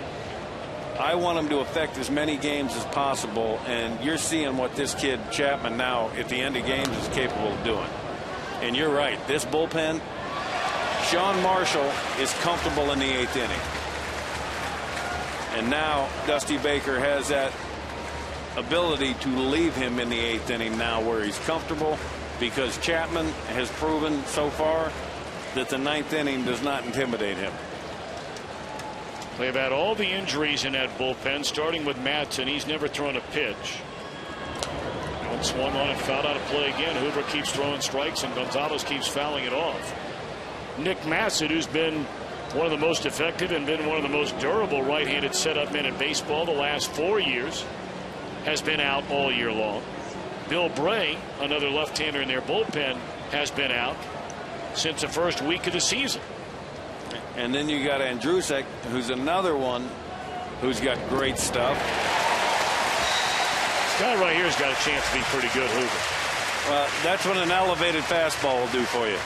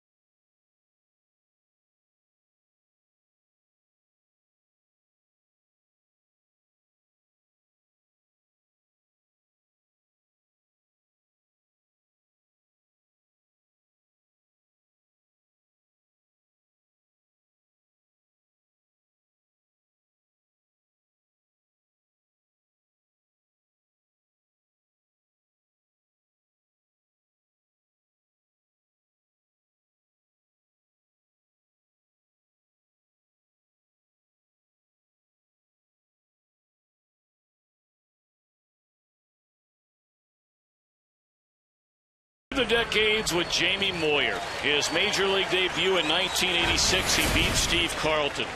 In the 1990s, established himself as one of the best in the American League with Seattle. On it went to 21 seasons in the next decade. And now here he is. He wears number 50. He's pitched in 50 different major league parks. And his next birthday, he will be 50 years old. Kind enough to join us from the Colorado dugout. He'll start the game here tomorrow. The ageless one. Jamie Moore, you know, you get a smirk on your face. I said to you, Jamie, it's amazing what you're doing. Do you ever feel like you can't believe you're still going?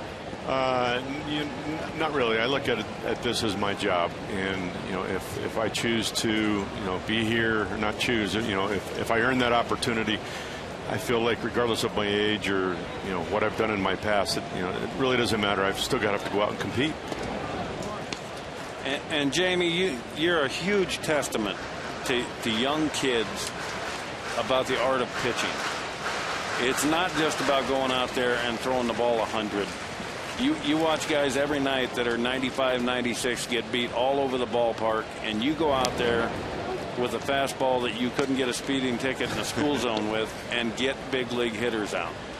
Well, it's something I've always had to do, and more power to those guys that throw hard. But from what I've seen over the years, those guys, there aren't a whole lot of those guys that last, have long careers. What are you trying to say, Jane? Again, there's nothing wrong with it, but it's all about pitching. It's all about getting people out, and I think that's ultimately what it comes down to. I know this game has really gone towards the velocity thing, but really think about it. Think about the guys that really pitch, and it's kind of a lost art. And for all you folks at home, what Jamie was trying to say there is that I was a hard thrower and we were traded for each other 24 years ago. And that's a long home run by Devin Mesoraco, his second on this Cincinnati homestand.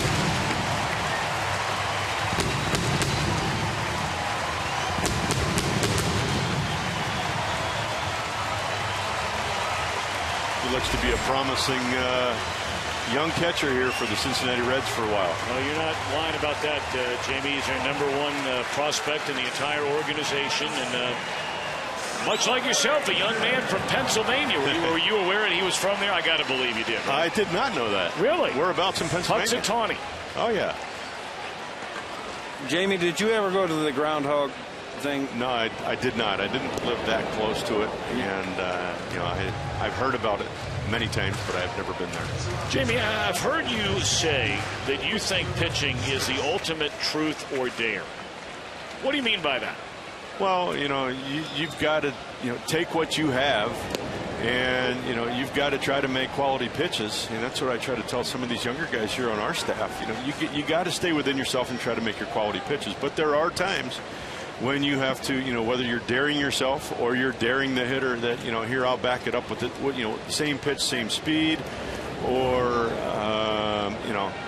I'm going to, get ahead and behind an account, throw a ball down the middle, but maybe take something off of it, and to me, that's the whole chess match of pitching. Jamie Moyer kind enough to join us from the Colorado dugout. He'll pitch the series finale here tomorrow. Jamie, you're asked this all the time, but ever since you turned 36 years old, you're now 49, you've had 2 20-win seasons, you've won over 90 games. You look through the history of some of the greatest pitchers of all time, their careers start to decline significantly. Is there one or two things that you would put your finger on as to why you really have gotten better as you've gotten older, besides just experience? Yeah, that's the easy answer, is experience. But up until 2 years ago, I think I was able to remain healthy and durable. I think that's really helped me. And I've really spent a lot of time as I've gotten older on rehab. I find rehab in the off season, whether you're hurt or not, I think is very important. And I think you look at guys that come back from surgeries, and the guys that tend to stay around, they're the guys that are working hard, and not just the heavier weights in a weight room, but it's the rehabilitation kind of stuff. It's the arm exercises, it's the tubing exercises, and staying with that, because pitching at this level with these amount of games, it takes a lot out of your arm, and you've got to try to maintain that strength during the course of the season. And I think that's really, really important.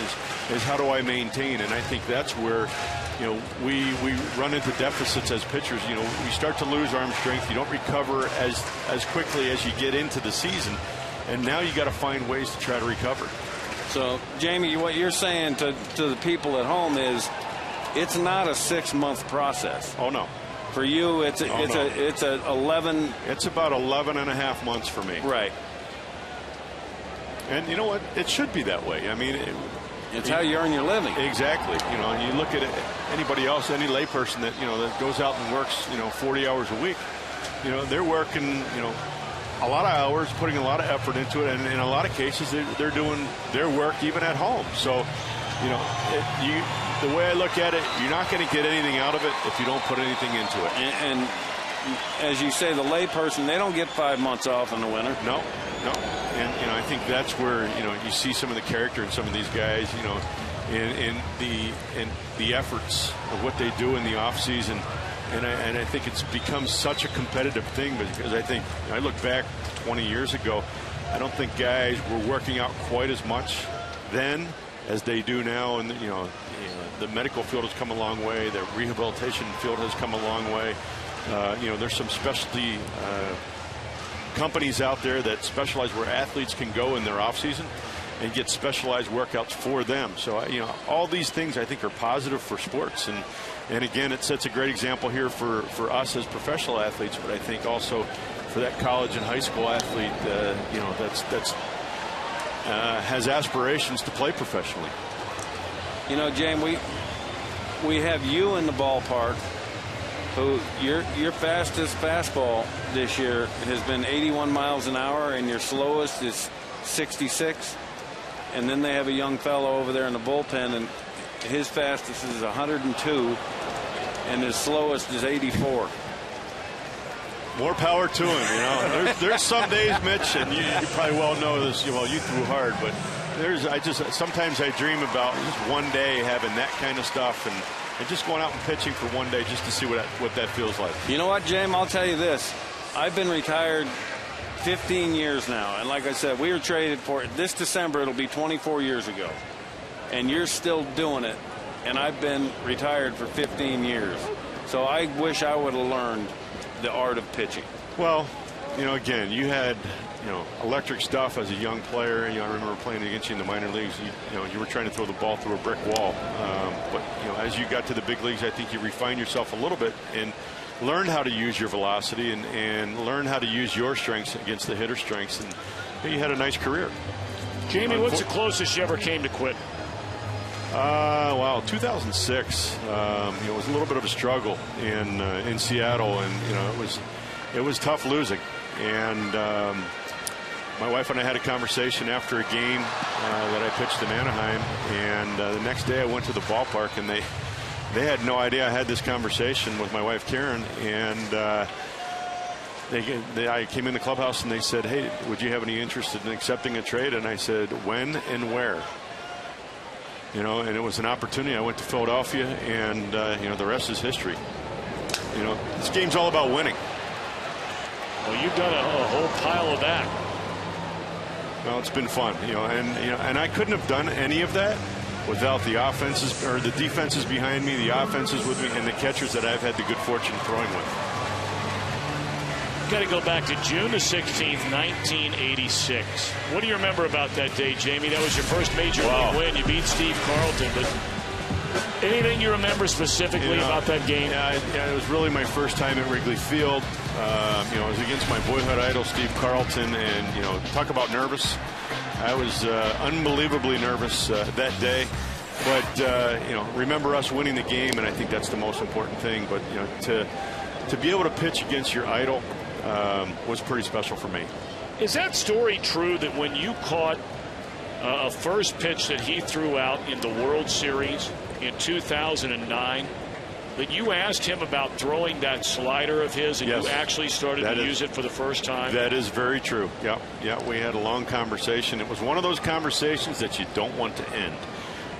Steve was very gracious in spending time with me, and And actually, Cole got in on it, and I think Cliff Lee got in on the tail end of it as well. And it was just a special time for me. It was somebody that I always respected in Steve Carlton as a pitcher. Him giving us that time before he went out to throw out the first pitch. Actually, they went to come get him to throw the pitch, and he said, you guys wait for us. We're having a nice conversation here. You are 47 years old, and you're learning a new pitch. Hey, if you don't learn in this game, the game is going to pass you by. Jamie, we can't thank you enough for the time. I know I'm speaking for Mitch, too. We could sit here and talk with you all night long. Thank you so much. Thanks for having me on, and I want to wish everybody a happy Memorial Day. Absolutely. Keep up all the great work. I know that the Reds tomorrow are giving away. I know that the Reds are giving away tickets to a big group that's part of your foundation, and they're going to be coming out to the ball game tomorrow to have a chance to watch you pitch, right? Yeah, we have a group coming out here tomorrow. It's one of our camp errands. That's we have a network of 40 camps. They're free bereavement camps throughout the country, and a bunch of the campers are going to be out here tomorrow at the game. So hopefully they'll bring us some good luck. Well, I can tell you the place where they go, Camp Joy.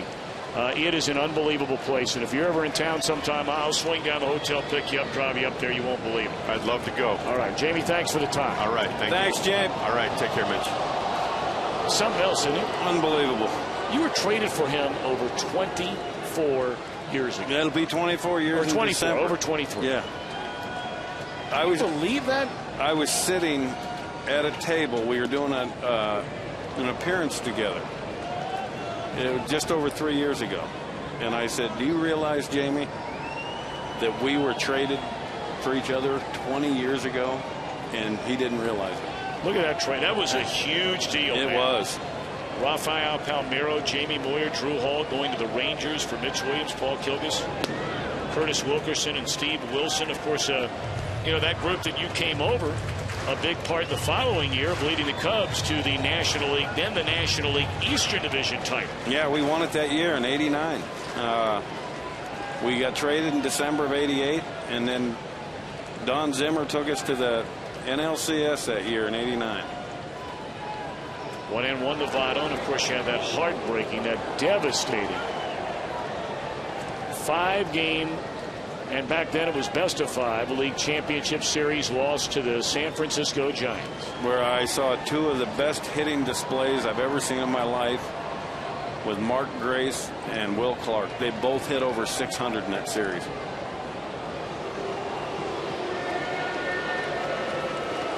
Well, here we're only in the bottom of the 4th inning.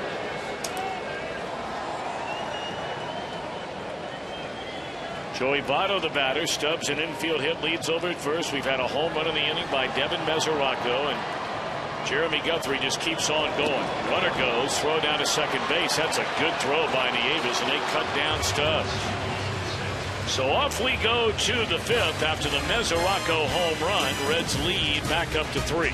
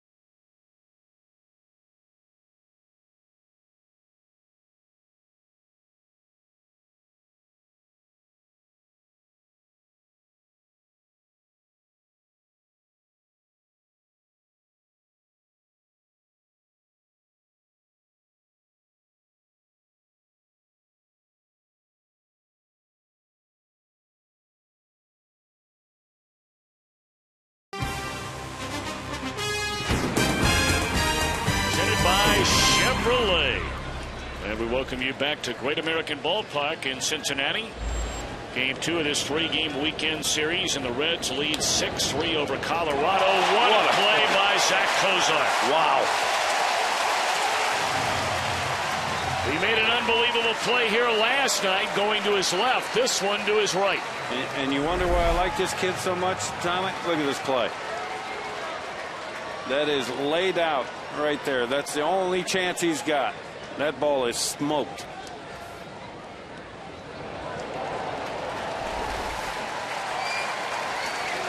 Kozar grew up in Tennessee. They brought him up last year. He was batting over 400 through the first month and a half down at AAA Louisville, and the Reds were having a woeful time at the shortstop position with a big league club. He came up and played less than 2 weeks before he had a collision out at second base, turning a double play, and tore up his elbow. Fly ball to left field, and they're quickly 2 away for J.J. Hoover here in the 5th. And this is exactly what the Reds need right here. They throw a run up on the board in their half of the inning. This is what we call a shutdown inning. Go out there, get 3 outs, and get your offense back in the dugout.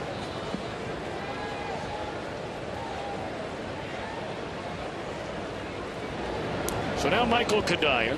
Hoover came on to replace Mike Leake, who allowed 9 hits in just 3 2/3 innings. He struck out Carlos Gonzalez with a man aboard to end the 4th. And now trying to make it a 1-2-3 5th inning.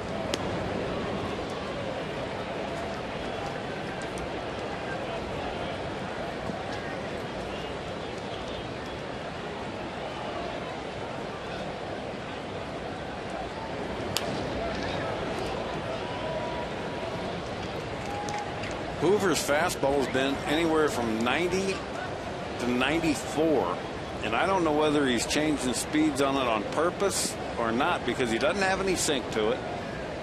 It's fairly straight, but it does have tilt to it.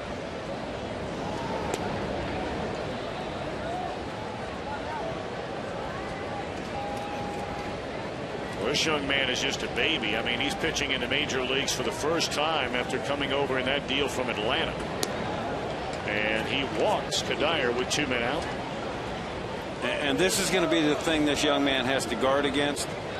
He does throw firm, but you can see if he's going to start to get wild, it's going to be because of his front side leaking, meaning his upper body blowing open.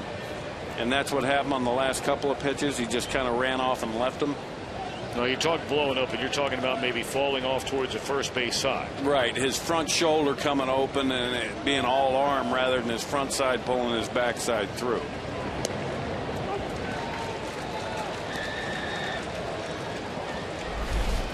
Okay, now watch his front shoulder here. This is pretty decent here because he, see how that's not bad right there. He stayed behind it.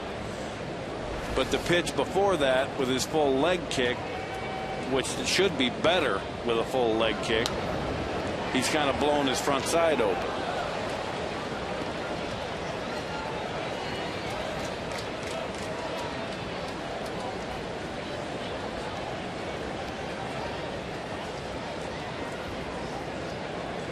There's 2 things bad that can happen when your front side blows out of there, Tom. 1, you lose velocity.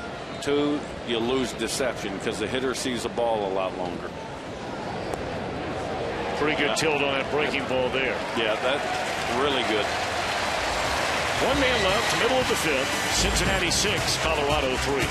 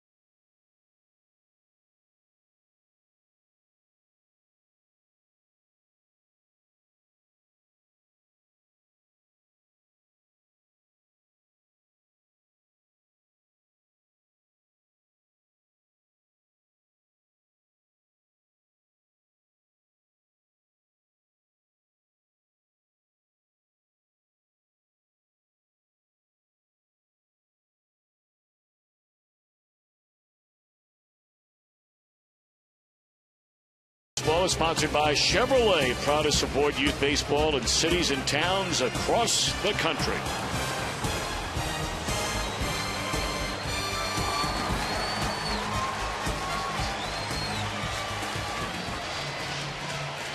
Big crowd on a warm spring night in downtown Cincinnati. And the Reds with a 6-3 lead over Colorado despite being out hit 9-8. The Reds have 6 extra base hits in the game. And they've been timely hits, something they haven't done all year long. Colorado starter Jeremy Guthrie still in there despite the fact that he's given up the 6 runs and 8 hits. He'll face Votto, Phillips, and Bruce in the Reds' 5th inning. And manager Jim Tracy alluded to this before the game to us, Tom, when he talked about his starters not giving him length and it messing up the next 3 or 4 days with his bullpen. So I think Guthrie may be out there for the duration. I mean, he's not going to finish the game, but he's going to have to eat up a couple more innings. You know, Tracy talked about the fact that Colorado was at 12-12 when they had a 2-game series against Atlanta, and he said they were the 2 ugliest pitched games that he has ever managed in his career on back-to-back nights. Both games Colorado got in big leads early in the game, only to watch the leads get away. Terrible starting pitching, nights where his bullpen was off, and that really began this spiral for their team, where they've had a very hard time winning. In fact, since then, they have only won 5 games. It makes it tough. I mean, you can look at something like that. That ball is killed down the right field line, and Votto has his 2nd hit after a 4-hit night last year. First time this year Votto's had back-to-back multi-hit games. And shocking, it's a double. He had 21 of those to lead the league.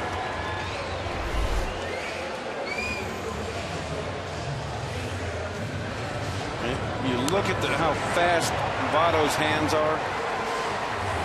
That ball's inner third, and he gets his hands inside that baseball to get the barrel of the bat to it and keep it fair. A lot of guys will pull that ball foul.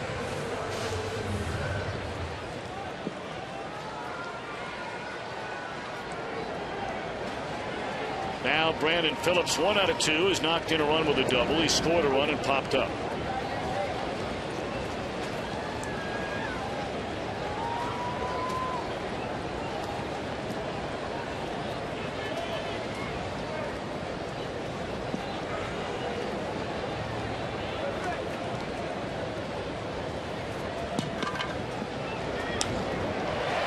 Driven into right center field. This will fall in a base hit. Votto waited to make sure that ball wouldn't be caught, so he'll advance just 90 feet, and they're on the corners with nobody out.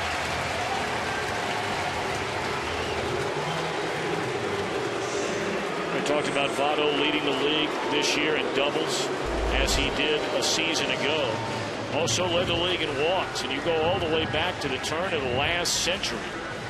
And only 2 other players have ever done that in a season, and Votto's doing it again so far this year. And on pace to be much bigger numbers than those from last year.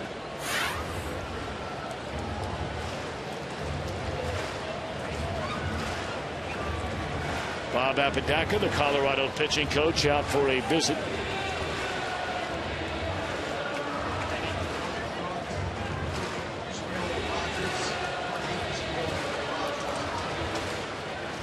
Ishmael Rogers getting loose in the bullpen. As you know, Major League Baseball on Fox. We are proud to support the Boys and Girls Clubs of America at Fox Sports, a place where youth can reach their full potential as productive, caring, responsible citizens. To learn more, please visit greatfutures.org/Fox Sports.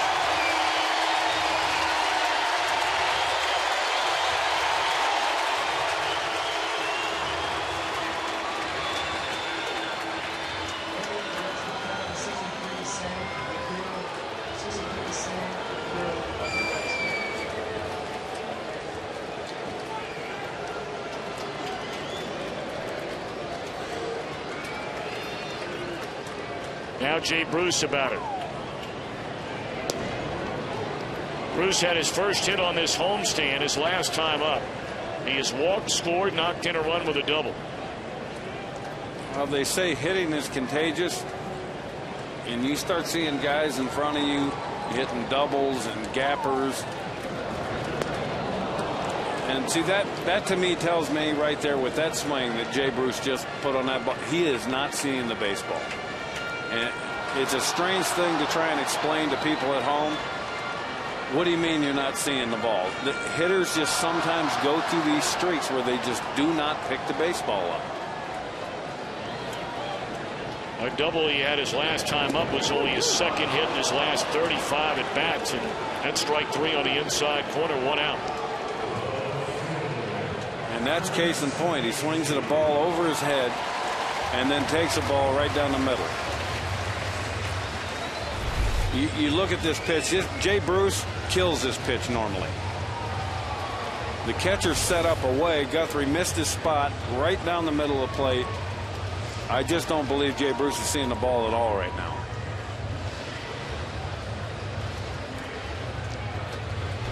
And we look at the pitch before that was up. You look at that. That ball is neck high.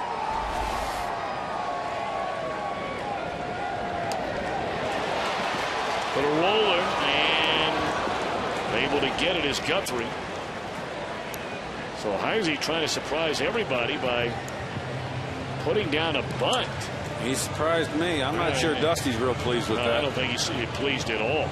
And you got a runner at third base with 1 out in the inning, trying to bunt for a hit. You can tell Dusty Baker is like, well, what in the world is going on there? Yeah. Yeah, you got a guy that hit a 3-run homer earlier in the game, and you look at Dusty. That's just not smart baseball right there.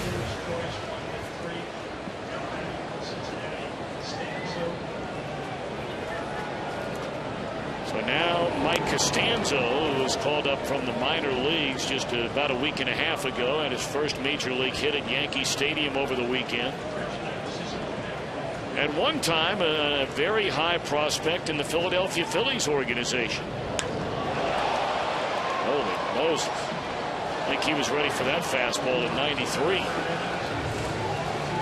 Well, that tells me if I'm Jeremy Guthrie and I just threw him a 93-mile-an-hour fastball up and in and he turned on it like that, he's getting something soft away right here.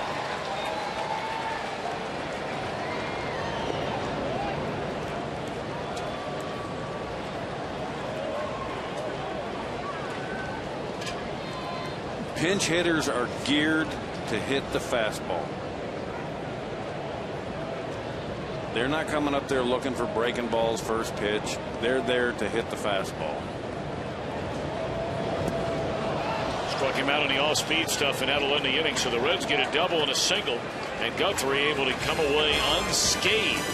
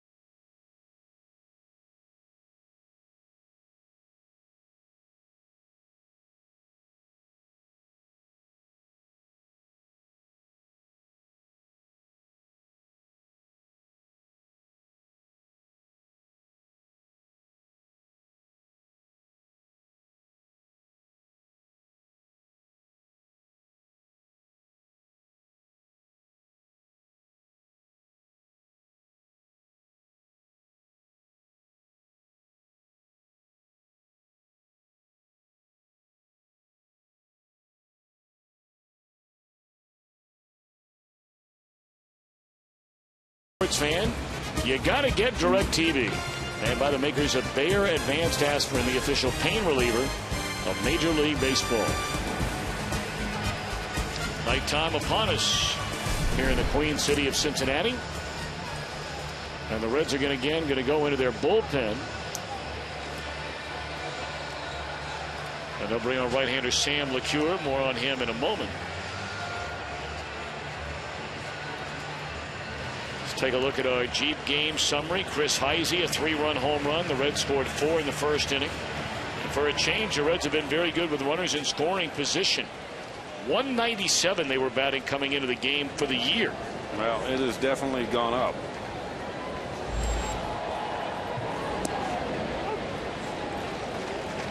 So now Sam LeCure takes over for J.J. Hoover, who works a scoreless inning in a third.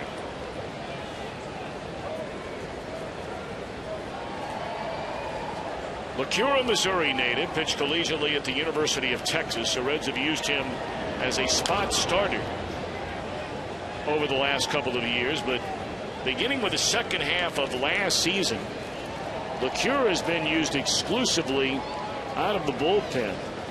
And even though you see the rather high ERA this year, he has really settled in and found a home down there in the Cincinnati pen.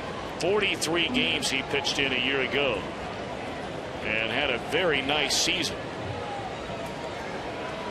Well, relievers from a year-to-year basis, it can vary so much. Jay Bruce giving chase. He'll run it down.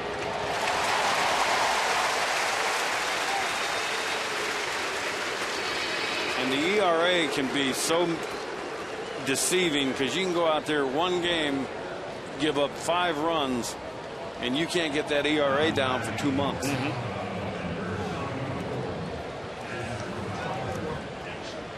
Well, here comes Dexter Fowler. He began the year as the Rockies' regular center fielder. See a .232 batting average in the 41 games, 5 home runs and 19 runs batted in. And we were talking with Jim Tracy before the game today, and then we just asked him quite simply, where are you with Fowler right now? He said, look, the last couple of years there wasn't anybody around to really challenge Dexter Fowler for that center field position. He said Tyler Colvin is challenging Fowler for that job, and right now he's just playing better baseball. When you get in that situation and you're a position player and there really isn't anybody, like Jim Tracy was saying, to cover that kind of ground that they got to cover in center field in Colorado, that can compete with you, you might become a little complacent and thinking, oh, well, this job's mine. There's no one here that can cover the ground I can. Well, now they got a kid in Tyler Colvin that can not only cover the ground, as we saw him make a nice diving play earlier, but can also swing the bat. You got to remember, Fowler had 37 extra base hits after the All-Star break last year. Those were the 3rd most in the National League.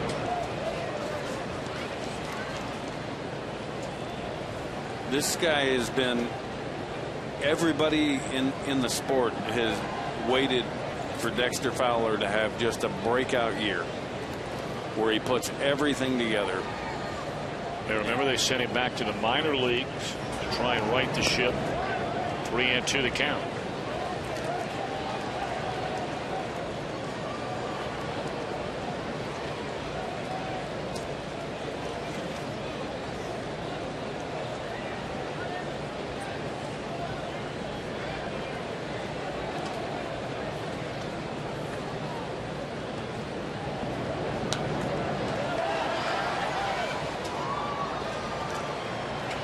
Reds with a 3-run lead. This is generally not the kind of game where Dusty Baker would use J.J. Hoover, Sam LeCure. Talking about having a lead of, say, 4 or 5 runs or less. But tonight, with his starter only lasting 3 2/3 innings, these are very critical innings. Hoover did his job, and now LeCure has retired the first 2 here in the 6th.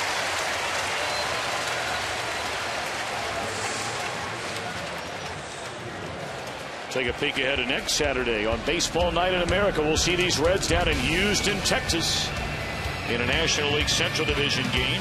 Some will see the Yankees and the Tigers.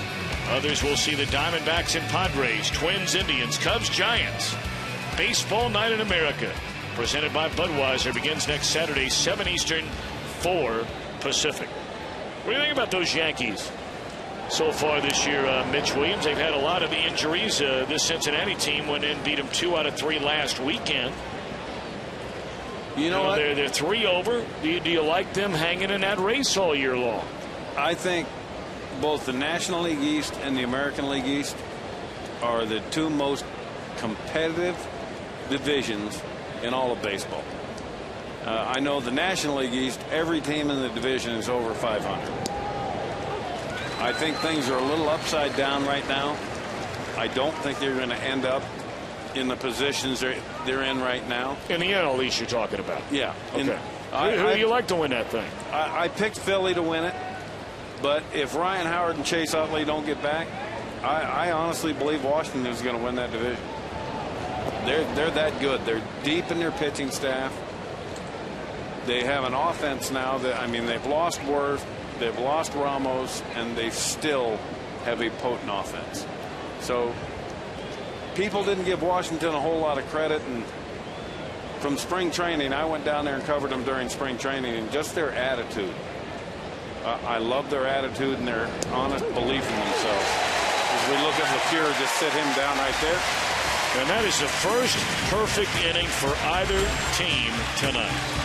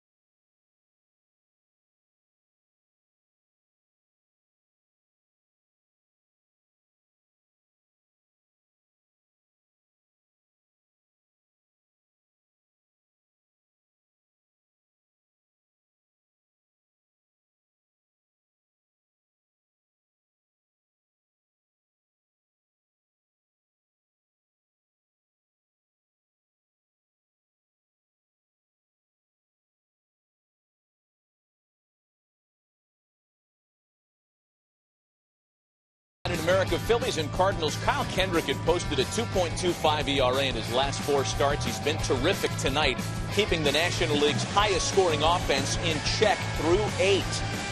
About the Angels and Mariners, Albert Pujols hit his 4th in the last 5 games, but that wasn't even the big blow. Alberto Callaspo's grand slam was. It put the Angels up 5-2. It's now 5-3 in the 7th. Angels looking for a season-high 5th straight win. Back to Tom and Mitch.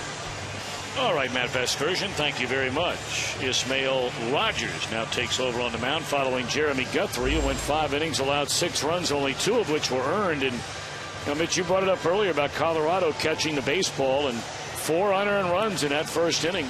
Well, they have struggled defensively this year, and that's something. Tulo with the 8 errors, made 6 all year last year, has 8 this year. Very uncharacteristic of him. Devin Mesoraco to lead things off. 1 of 2 at a home run to left center field his last time up.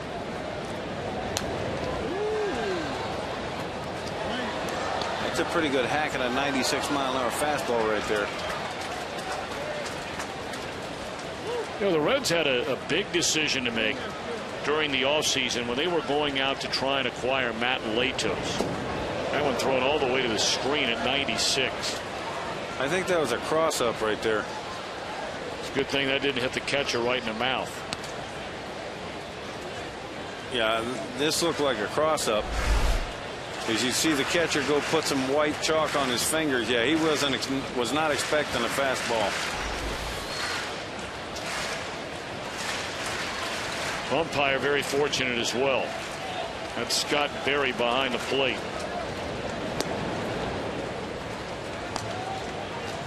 But most baseball people felt like the Reds had the top 2 catching prospects. Maybe not only in the National League, among National League teams, but among all major league teams. In Mesoraco, a former #1 pick, and Yasmani Grandal, a #1 pick out of Miami of Florida. Well, they had to make a decision. You can't keep both of them. So which one are you going to keep? Grandal wound up being in the trade along with Yonder Alonso and 2 others to get Matt Latos from San Diego. That's one of those trades, Mitch, where if you're going to make it, you're going to pick one guy instead of another. You better be right. Yeah, you better hope you're right. And so far, I would say they've made a pretty good choice.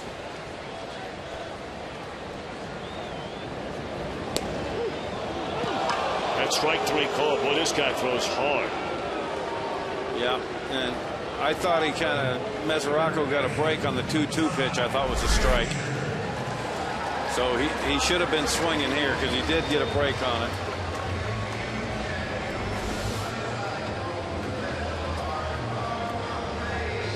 Rogers is coming in. He's not coming in trying to trick anybody. He's coming in letting it fly. Todd Frazier came on defensively, part of a double switch. But J.J. Hoover took over for starter Mike Leake in the 4th inning tonight.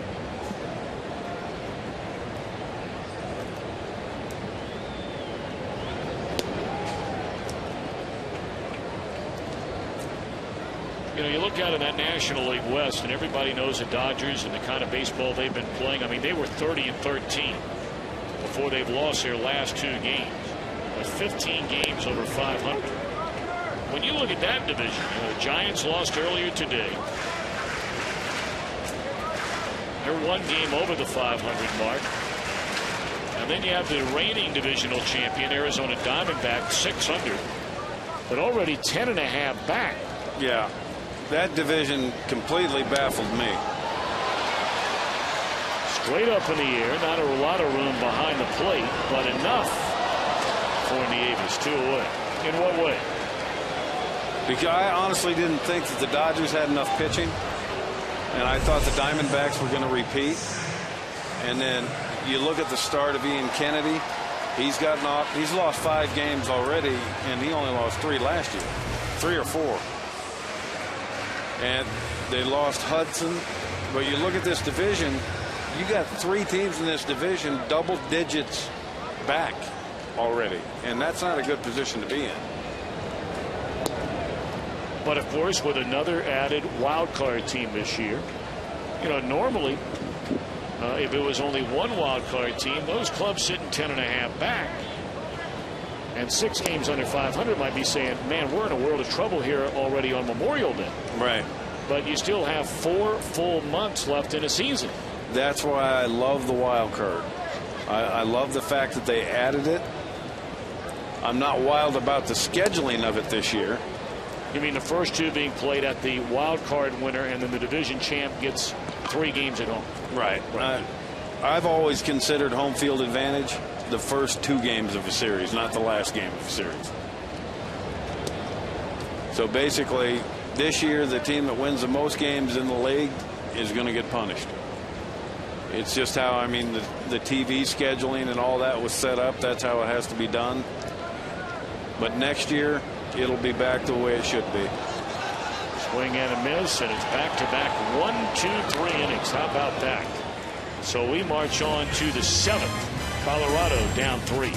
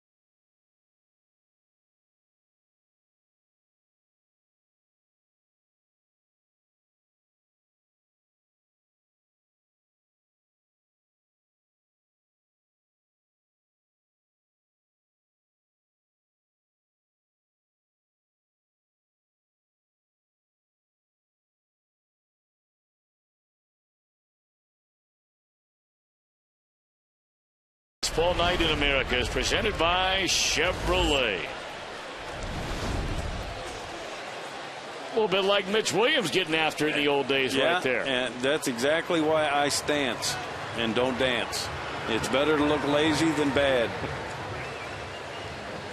And he had a really nice tan. Someone should have told him sun's free.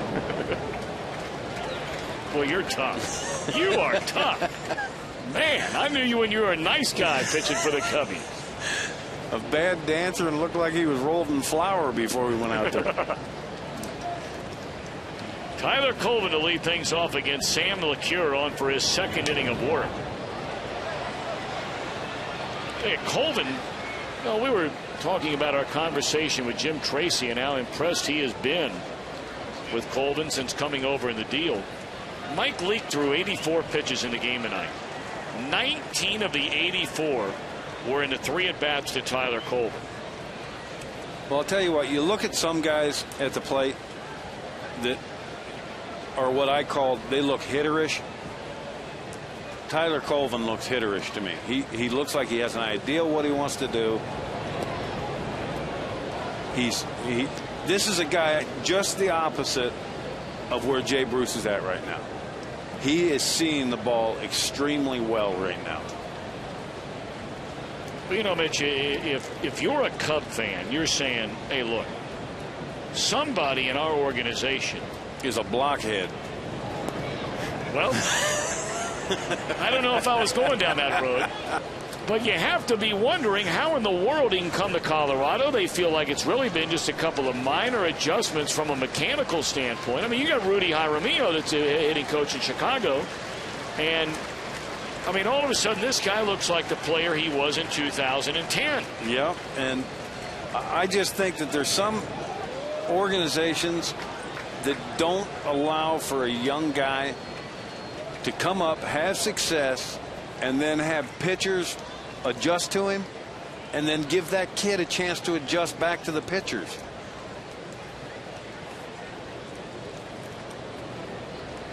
Three and two the count on Tyler Colvin, and LeCure to the plate, and he misses ball 4 to begin the inning. And you look at that at bat, he didn't offer it anything. He's seeing the ball extremely well. And that's the one thing right now Dusty doesn't want to see. He doesn't want to see any walks. Well, I would imagine it won't be long. Here you are in a 3-run game. And generally the Reds stack them up from the 7th inning on. Quite honestly, I was stunned when LeCure came out for this 7th inning.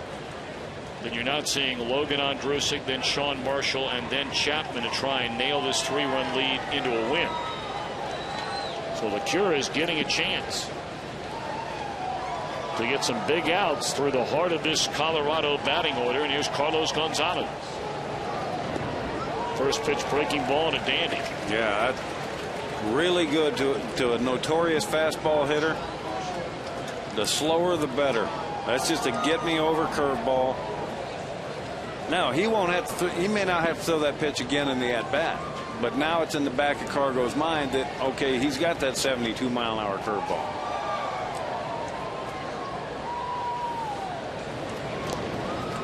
Well, Gonzalez trying to bunt his way on. Wow.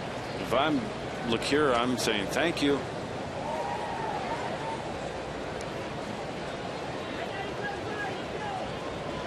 Philadelphia's beaten St. Louis 4-0. There you get a look at left-hander Sean Marshall.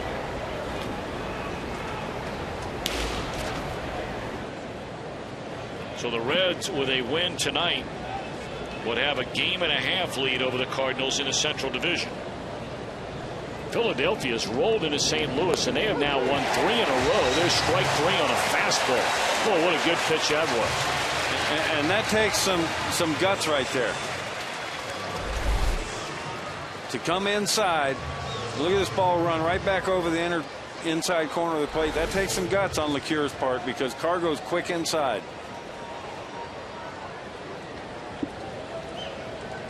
And that's where that first pitch 72-mile-an-hour curveball, you put that in the thought in the back of Cargo's mind, he couldn't pull the trigger on that pitch.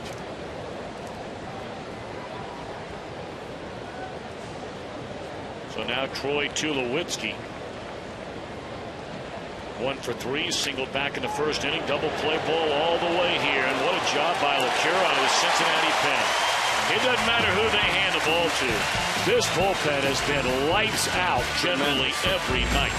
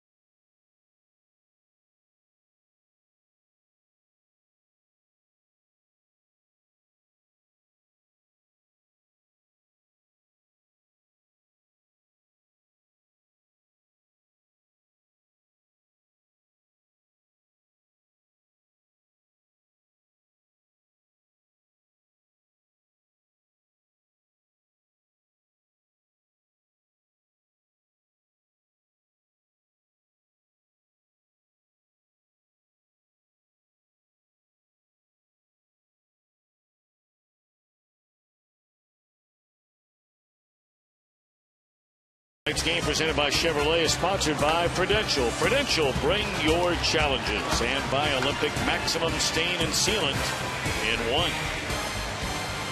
Across the Ohio River, looking into the Commonwealth of Kentucky. It doesn't get much prettier than that right there, Tom.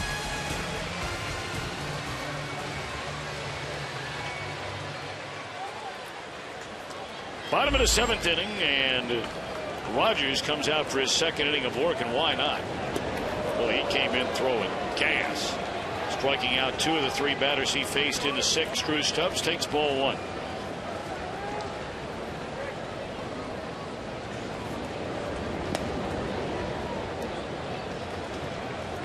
Now, Mitch, when you look at a guy like Rogers, I know you haven't seen him a lot, but you were a guy when you came up, you were throwing 95, and you look at this young man here, and if you were to give him a piece of advice right now, one thing, that young man, if you really want to blossom into a closer one day, what would it be?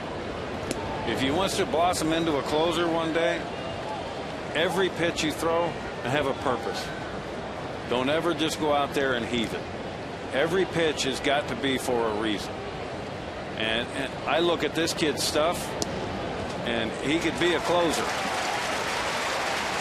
But understanding the closer role and the 6th, 7th, and 8th innings are 2 different mentalities and 2 different ways to approach them.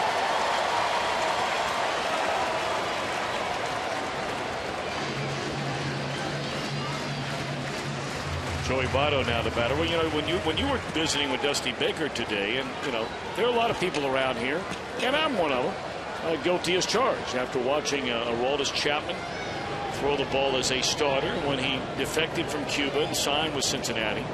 That was a game plan. Yeah, they were gunning for a divisional championship in 2010. They brought him to the big leagues, put him in the bullpen. Then last year he wound up in the bullpen all year long, and they decided this winter he's going in the rotation.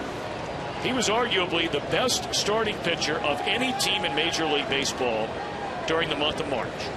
But because of injuries, they were forced to put him back into the bullpen. Now he's a closer. And but you were talking to Dusty Baker about, the 9th inning a lot of times you felt were easier to pitch than the 7th or the 8th inning. Absolutely. In the 7th and 8th inning, you have to make quality pitches because the hitters have a net. They've got the hitters in the 9th inning coming up after them, so they can take pitches, work counts. Well, you get hitters up there in the 9th inning, the pressure's not on me as the closer. I've already got the lead. The pressure's on the hitter. So you throw strike one, you can expand the zone and get them to chase. That and understanding the egos of hitters, they all want to read their name in the headlines the next day. They will hit a 2-run walk-off homer to win it. So they're all up there and they'll swing at pitches they wouldn't normally swing at. Right now, Rogers has got to get the ball back down in the strike zone. Understand that his team is not out of this game. They're just 3 runs down.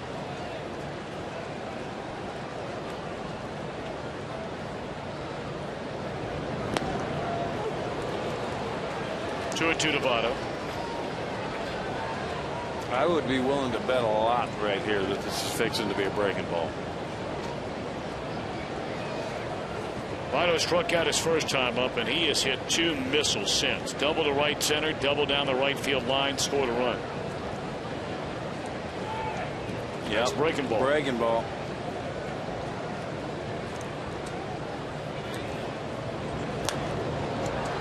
And that's what good hitters do. Spoil good pitches. Look at Joe. He's smiling. He knew that pitch was coming.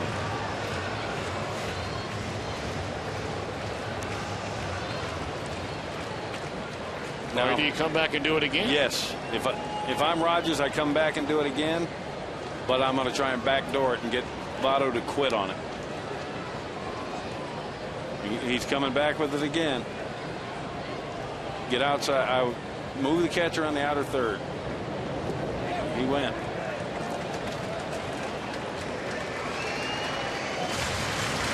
Oh, they didn't even ask. Wow. Well, they got one earlier where you and I, neither one of us thought Votto went around, and they rung him up. Oh, he didn't go. All right, so now you try to get him a chase on 2 in a row. If you run the count full, what are you thinking now? If you're going to throw it 2-2, you better be willing to throw it 3-2.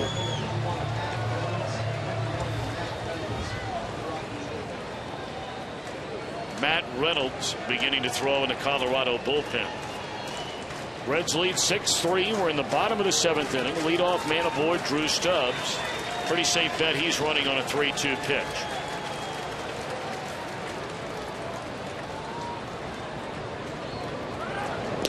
Back-to-back walks to start the inning.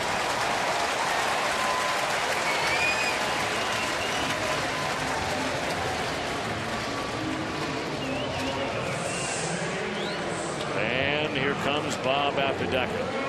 I'm not sure there is a pitching coach in Major League Baseball, when you consider where they play 81 games a year, that visits the mound more than Bob Apodaca. Oh, he's logged some miles from the dugout to the mound.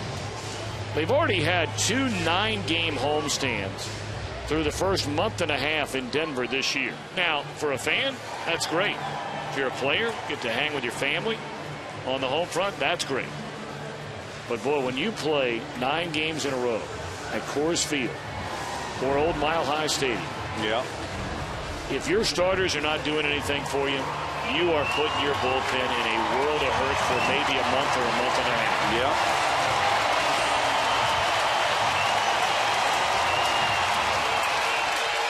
Only the Mets have used their bullpen with more frequency this year in terms of games than the Rockies.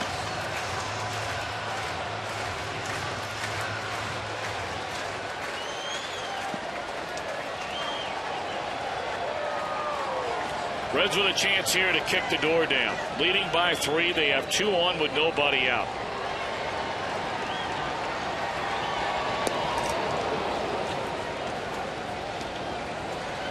And that right there, that's just good old rear back and throw it downhill.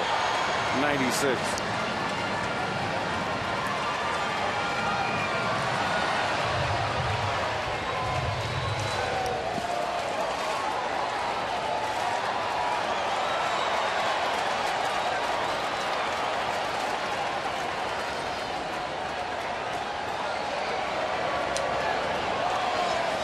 back and fired again, and he gets ahead of Phillips at 0-2. I'll tell you what, the defensive placement of the Tulowitzki and the second baseman Scudero right here is odd to me. You got Rogers throwing 96. Phillips is late. And you have your second baseman moved almost clear over next to the second base bag. That makes no sense to me. That hole on the right side is wide open.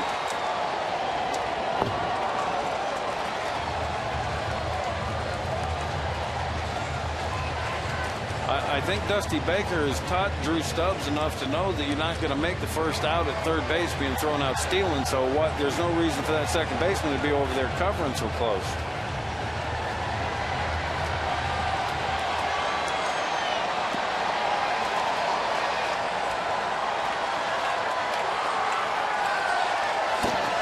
Two on Brandon Phillips, 2 on and nobody out.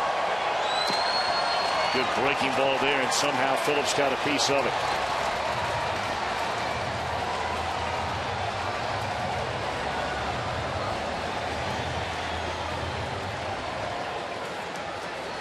Reds have had the leadoff man aboard in 5 of their 7 at-bats tonight. 3 of them have scored.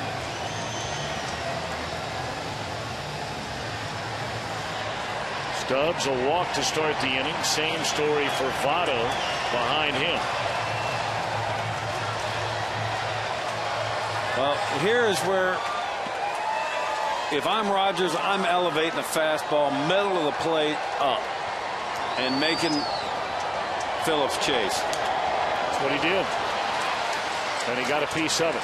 Yeah, I'm going a notch higher. If he'll chase that, he'll chase one higher.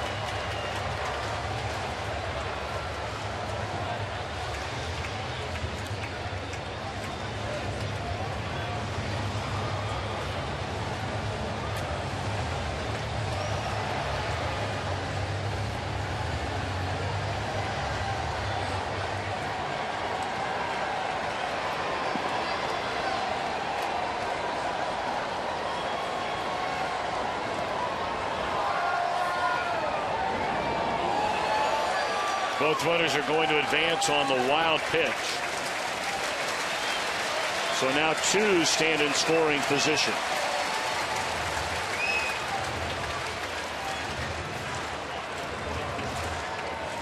We're going to see right here. This is just overthrowing a breaking ball. That ball almost hitting the grass. There's not a whole lot a catcher can do to keep that ball in front of him.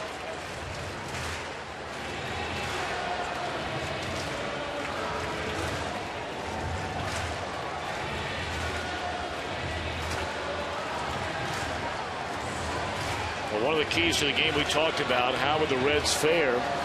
Coming into the game tonight, they were batting .197 as a team with runners in scoring position. Far better than that number tonight. 5 out of 14. Infield in.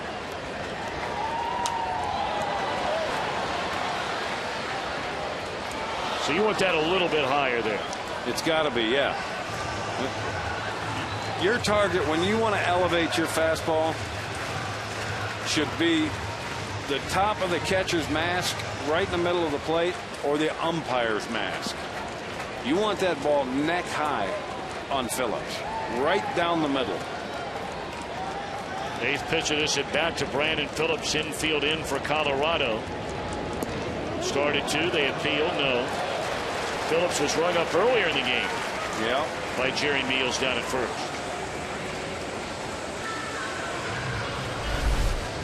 We'll see if he held up this time. Yeah, he did. He held that one up.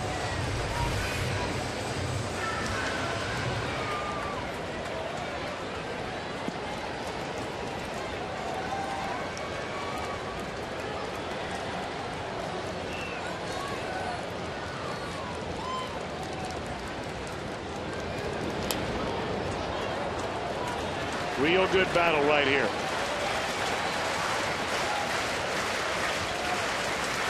Well, the thing Rogers has to understand also now, you're in a 2-2 count. They've pulled the infield in. Going up in the zone, is counterproductive to what you're doing with your defense. Because up in the zone is going to promote a fly ball, which you don't want. So now he's got to go down and trust that he can get his fastball by him down. 10th pitch of the at-bat fouled away. There will be an 11th.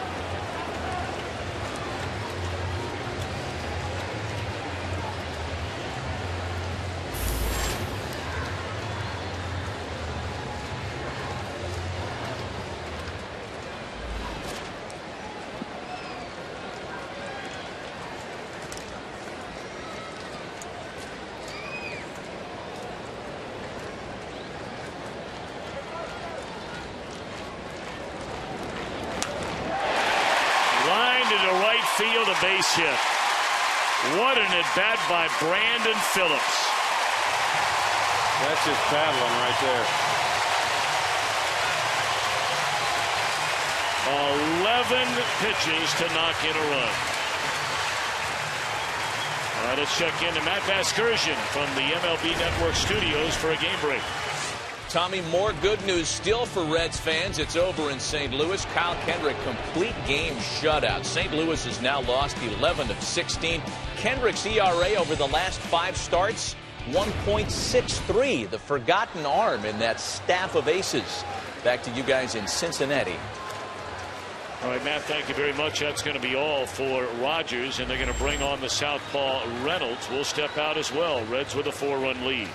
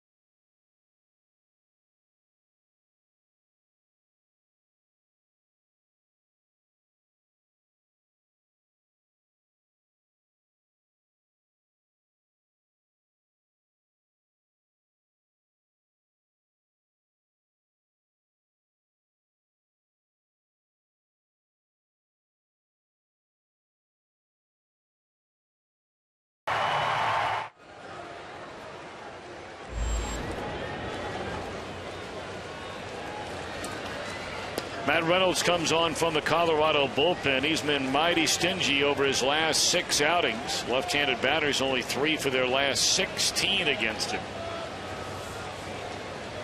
Comes in, throws a first pitch breaking ball to a struggling Jay Bruce, and that's not what Jay wants to see.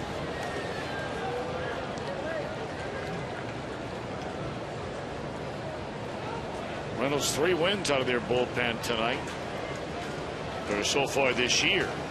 Pitching out of their bullpen. Good fastball there in the outside corner, and he's ahead 1-2. See, and this is the thing. This is the kind of at bat right here for Jay Bruce that can either get him going or dig him deeper in his funk. Because if he can stay in there on a left-hander and get a base hit on a breaking ball or something off a left-hander, it starts to give you a little confidence.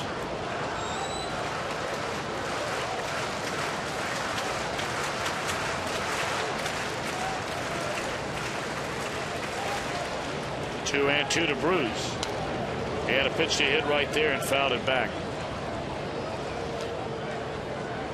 I think that fastball was a show-me fastball. I will be shocked if he gets another fastball in this at bat.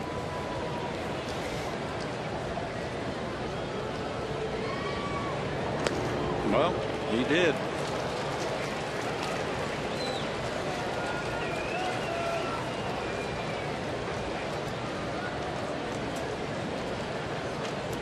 All right, now 3-2 to Jay Bruce, who got his first hit in 15 at bats to knock in a run back in the third inning. High fly ball. Plenty deep enough to bring in a run. Kadire will make the catch. Throw's going to go to the plate. Here comes Votto, and I'll be doggone. How about that throw by Kadire? Baseball player, Tom. Wow. That's as good as it gets right there. That Spalding guidebook on how you get behind the ball. Look at him get behind the ball so he's moving forward and then throws a perfect strike to the plate. Great job right there.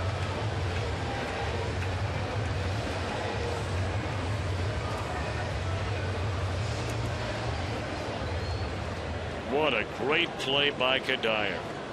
Yeah, and I'll tell you what, Nieves almost made the mistake of going out too far to get that ball. He's got to sit back at that plate and let the ball come to him.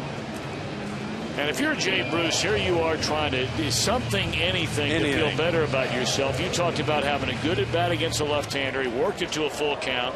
Hits a fly ball that under normal situations, it's going to be a run. Yeah. And then your guy gets thrown out of the plate. Michael Kadire ain't known for having like a cannon in the outfield, but on that play right there, he did everything fundamentally right.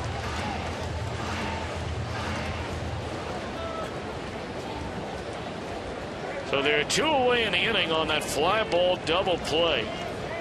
And here's Heisey, 2 out of 3 in the game, at a big 3-run home run to left field in the first inning. And it broke a 1-1 tie. And last time up, tried to bunt with 2 guys on and 1 out, which I'm sure Dusty is not going to let him hear the end of for a while.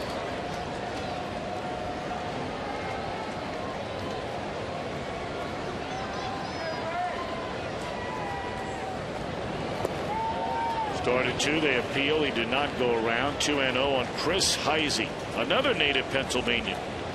Well, we've had them all over the field here tonight. Talked to Jamie Moyer, Devin Mesoraco, Chris Heisey.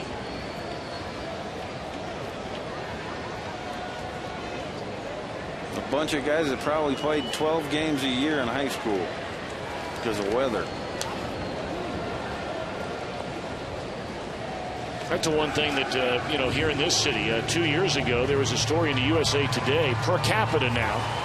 So there's a big difference as far as just total numbers as opposed to per capita.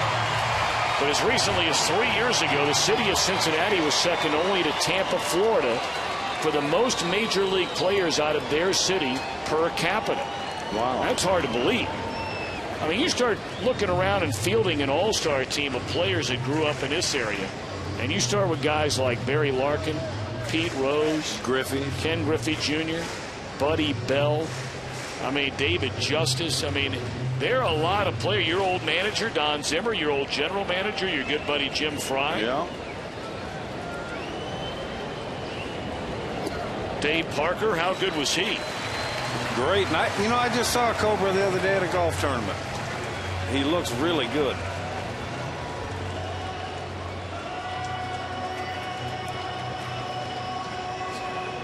Walk in the inning, and well, this July, speaking of stars, the biggest event of the summer. They'll battle for home field advantage in the Fall Classic. The road to the World Series really begins with a 2012 Major League Baseball All-Star Game. Tuesday, July 10th, 7:30 Eastern, 4:30 Pacific on Fox. Ryan Ludwig will come up and bat for the pitcher Sam LeCure, who gives him 2 innings out of the bullpen and only allows 1 base runner. That was a walk. No hits, no runs.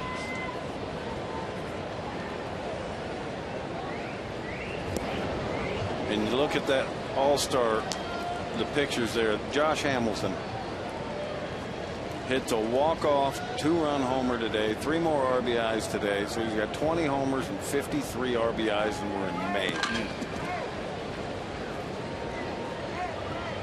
He's making a serious challenge on multiple major league records only 2 months in. Of course, the one that is stood the longest test of time would be Hack Wilson's record of 190 runs batted in a major league season. Yeah. Honestly, I don't think that record will ever be broken. 1-1 on Ludwig. I'm with you on that. I think pitchers will stop pitching to guys like that. They just won't allow those guys to beat them. Of course, who in that Texas lineup do you want to face? Yeah, I mean, from 1 to 9, when your 9-hole hitter is Mitch Moreland, and he has the kind of power he's got.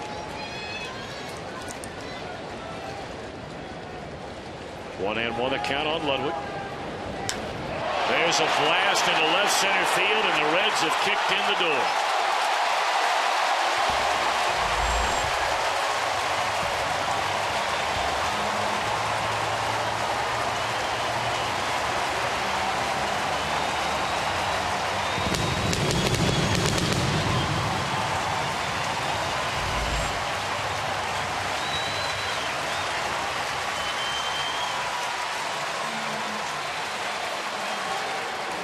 Home run number 5 for Ryan Ludwig.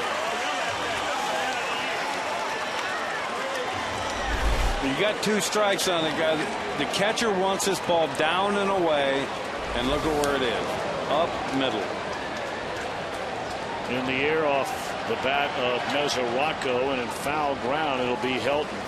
But the Reds explode for 4 more. We go to the 8th. It's 10-3 Cincinnati. Working on a 9 move.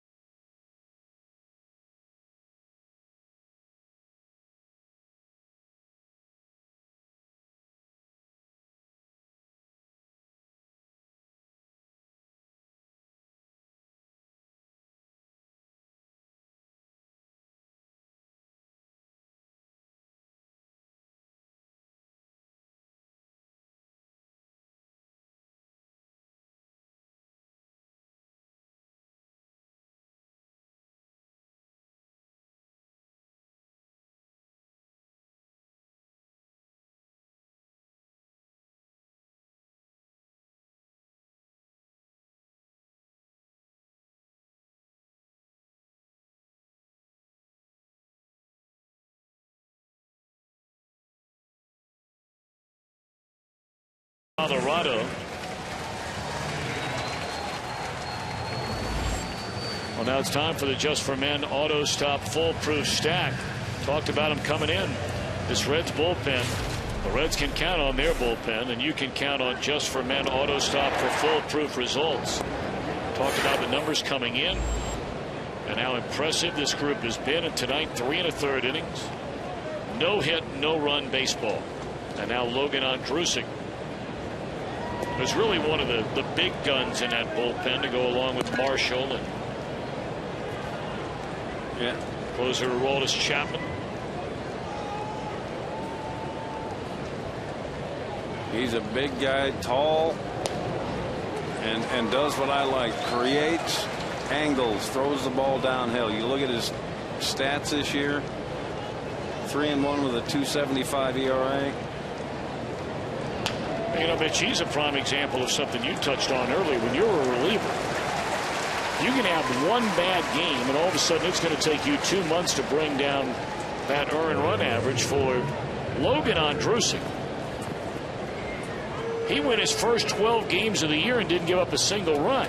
Then he gave up 5 in 1 inning against the New York Mets. And that'll do it. And it blows it up to 275. Yeah. It only takes one bad day.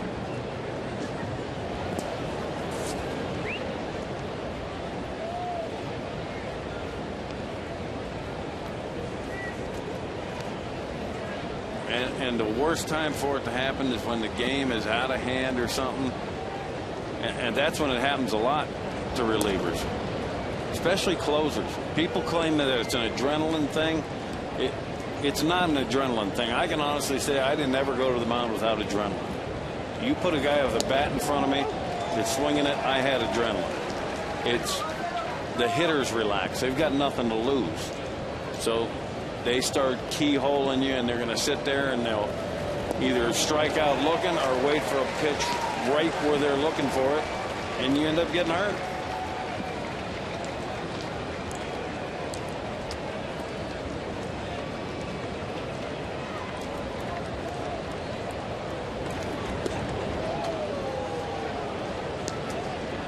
We had 2 on Kadire, who is 0 for 2, reached on an error in the 3rd inning, and drew a walk in the 5th.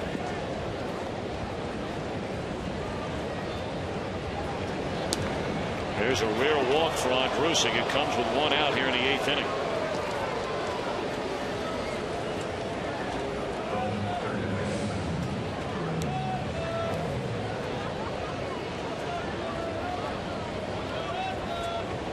As you look ahead, Mitch, to the National League Central, you know, a lot of people felt when the year began it would be really the 3 teams that for the last 2 years have been the major players inside the division.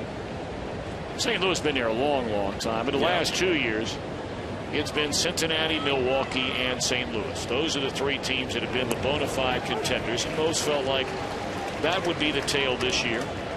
Now, Milwaukee is 7 games under 500. Well, they're only 6 back. Could be 7 by the end of tonight. See, I just don't think that there's another team in the division other than St. Louis that can compete with the Reds. I don't think that Milwaukee has the offense to do it. Their pitching staff, I don't believe, is anywhere near as deep as the Reds or St. Louis. The team, like I said, the team that's shocking me the most is Houston right now.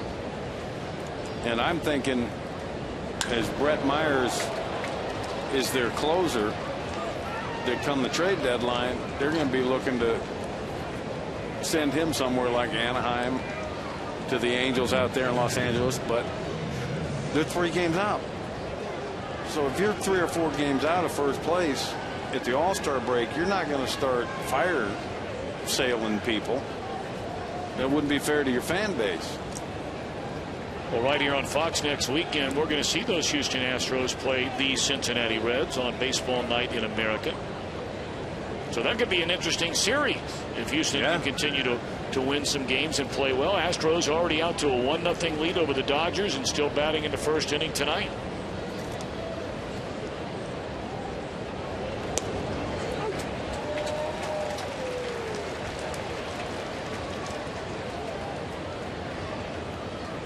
And this is where Andrusik needs to just, all right, it's a round ball, it's a round bat. I'm going at you. I'm not going to walk any more people. You got a 7-run lead. Now, Dusty Baker told us before the game today, said this guy Logan Ondrusek is at his best when he gets enough rest.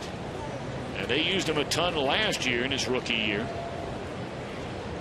Pitched 2 games in a series, the 4-game sweep against Atlanta. So it's the 3rd time he's been used in the last 5 days. Yeah, I saw him close the other day.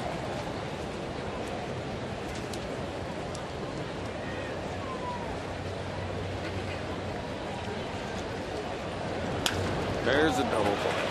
And there's a 3rd one of the night turned by the Reds defense. Cincinnati bats for what it hopes will be its final time, leading 10-3.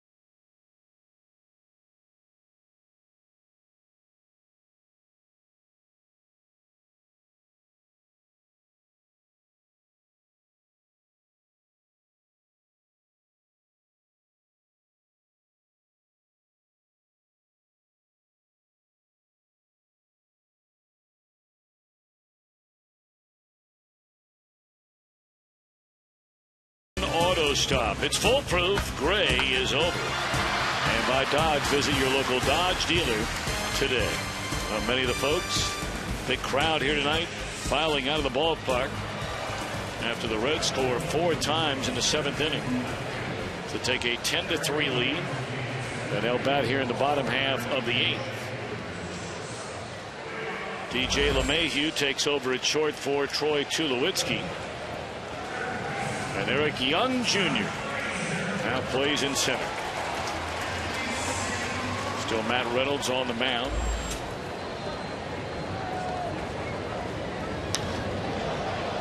High fly ball in the short center. 1 out. Well, the MLB Fan Cave is back. Some of the entertainments and baseball's biggest stars scheduled to visit and appear in the Fan Cave videos. Check out all the latest happenings at MLBFanCave.com. George Brett hanging around. How about that? Brandon Phillips, Jay Bruce when the Reds were in town. There's Drew Stubbs. Have you ever been down there? Yes, I've been there a few times. How you like it? It's a cool joint. I mean, there's the people that spend all their time in there, they're cave dwellers. But it's a cool joint the way they've set that place up. So you don't think you could do that? Hang out there all the time? Like, I mean, they get to leave, right? I mean, they get to go out and walk around and oh yeah, the whole 9 yards. But, yeah. I mean, do you think you could hang out there and watch baseball for an entire year? Season?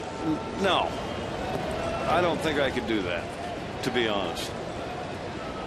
Not every game. I mean, I watch a ton of baseball now working at the network. Right. But they're sitting in front of the couch watching it every minute it's on as we watch them fly out to right.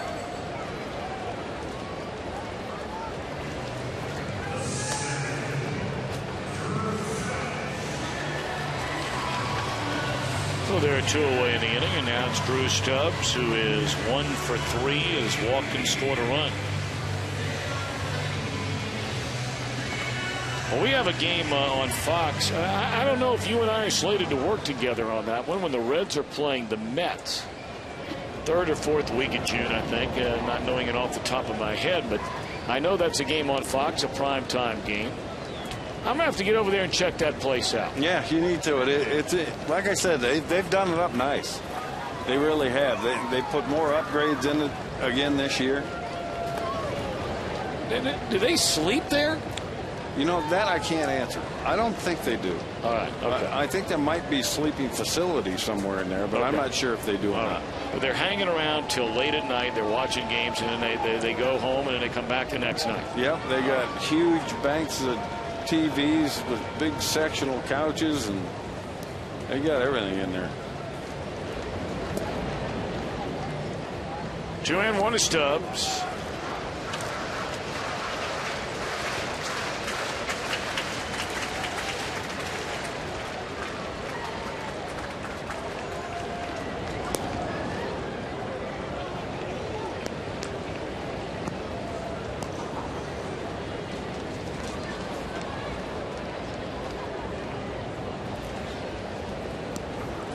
I don't think he has thrown Stubbs. Well, that might be the first strike that Reynolds has thrown Stubbs.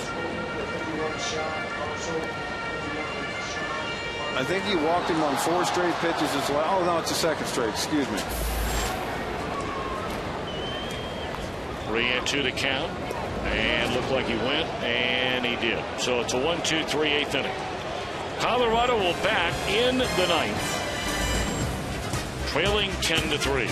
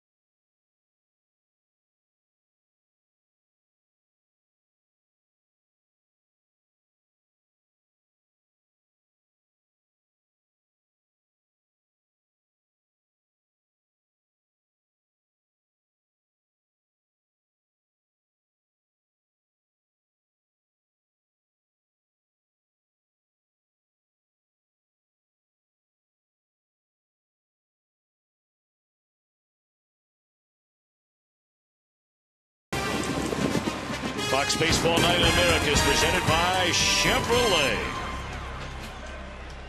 While the crowd is filed out of here, top half of the 9th inning, and the hometown Reds with a 10-3 lead over the Colorado Rockies. Willeen Rosario, who was a starting catcher here last night, that's for the first time against a new Reds pitcher.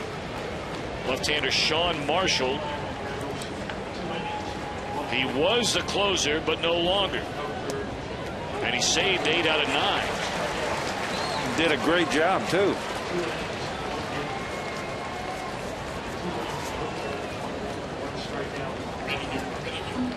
But in talking to Dusty before the game, give me the guy that can overpower and dominate.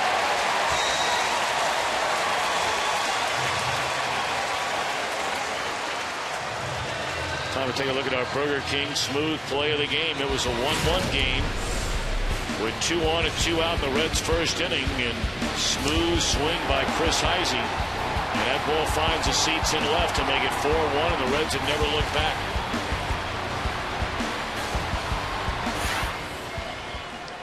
Producer of our game tonight is Carol Langley, our director Mitch Riggin, our associate director Chirag Devaskar, and our broadcast associate is Gilbert Zepeda.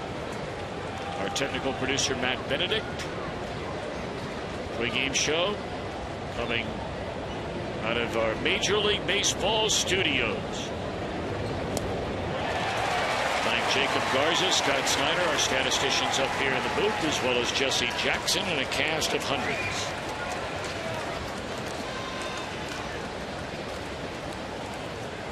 Our producer Carol with another flawless effort tonight. Without a doubt, she is saddled with us.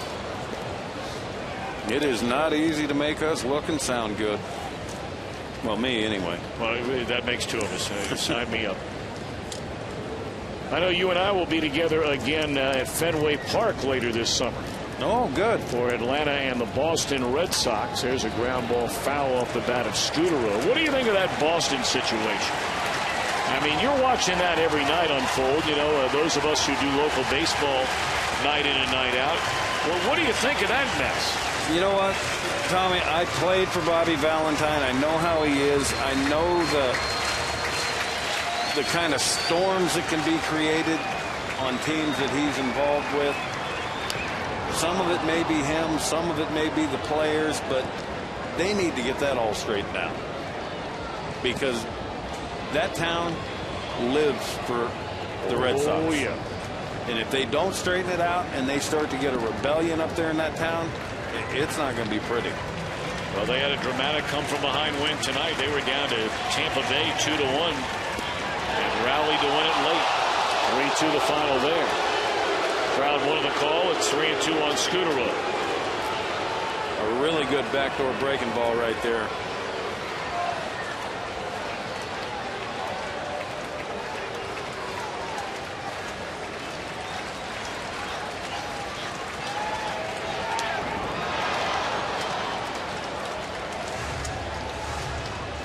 Cardinals have already lost their game, shut out by Kyle Kendrick and the Philadelphia Phillies. That's 3 straight wins for the Phillies in St. Louis.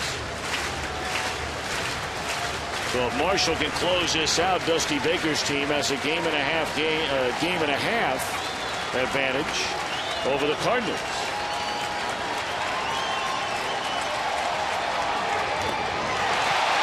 Scudero making it tough.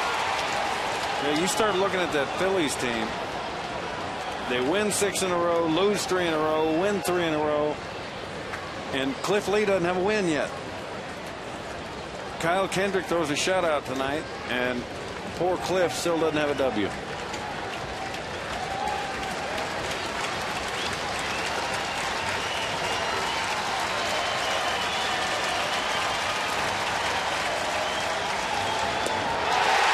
Fastball, and that's his second out here in the ninth.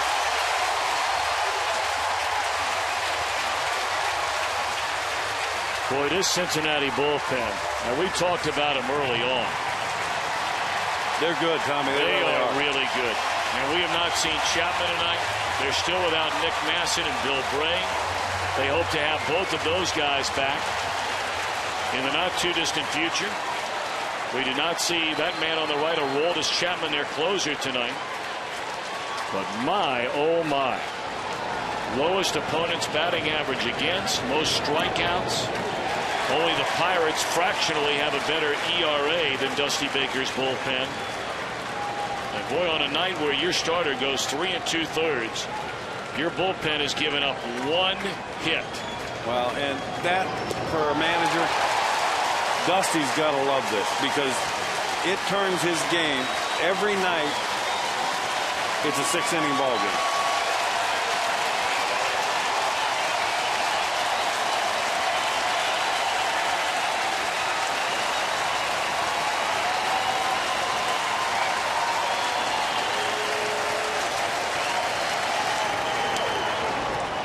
On the ground of Votto, and the Reds have evened a series.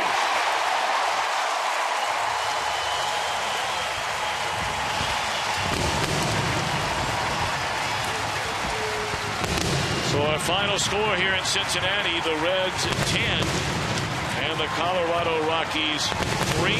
J.J. Hoover gets his first major league win. Jeremy Guthrie suffers a loss. So for Mitch Williams, Tom Brenneman, so long from Cincinnati.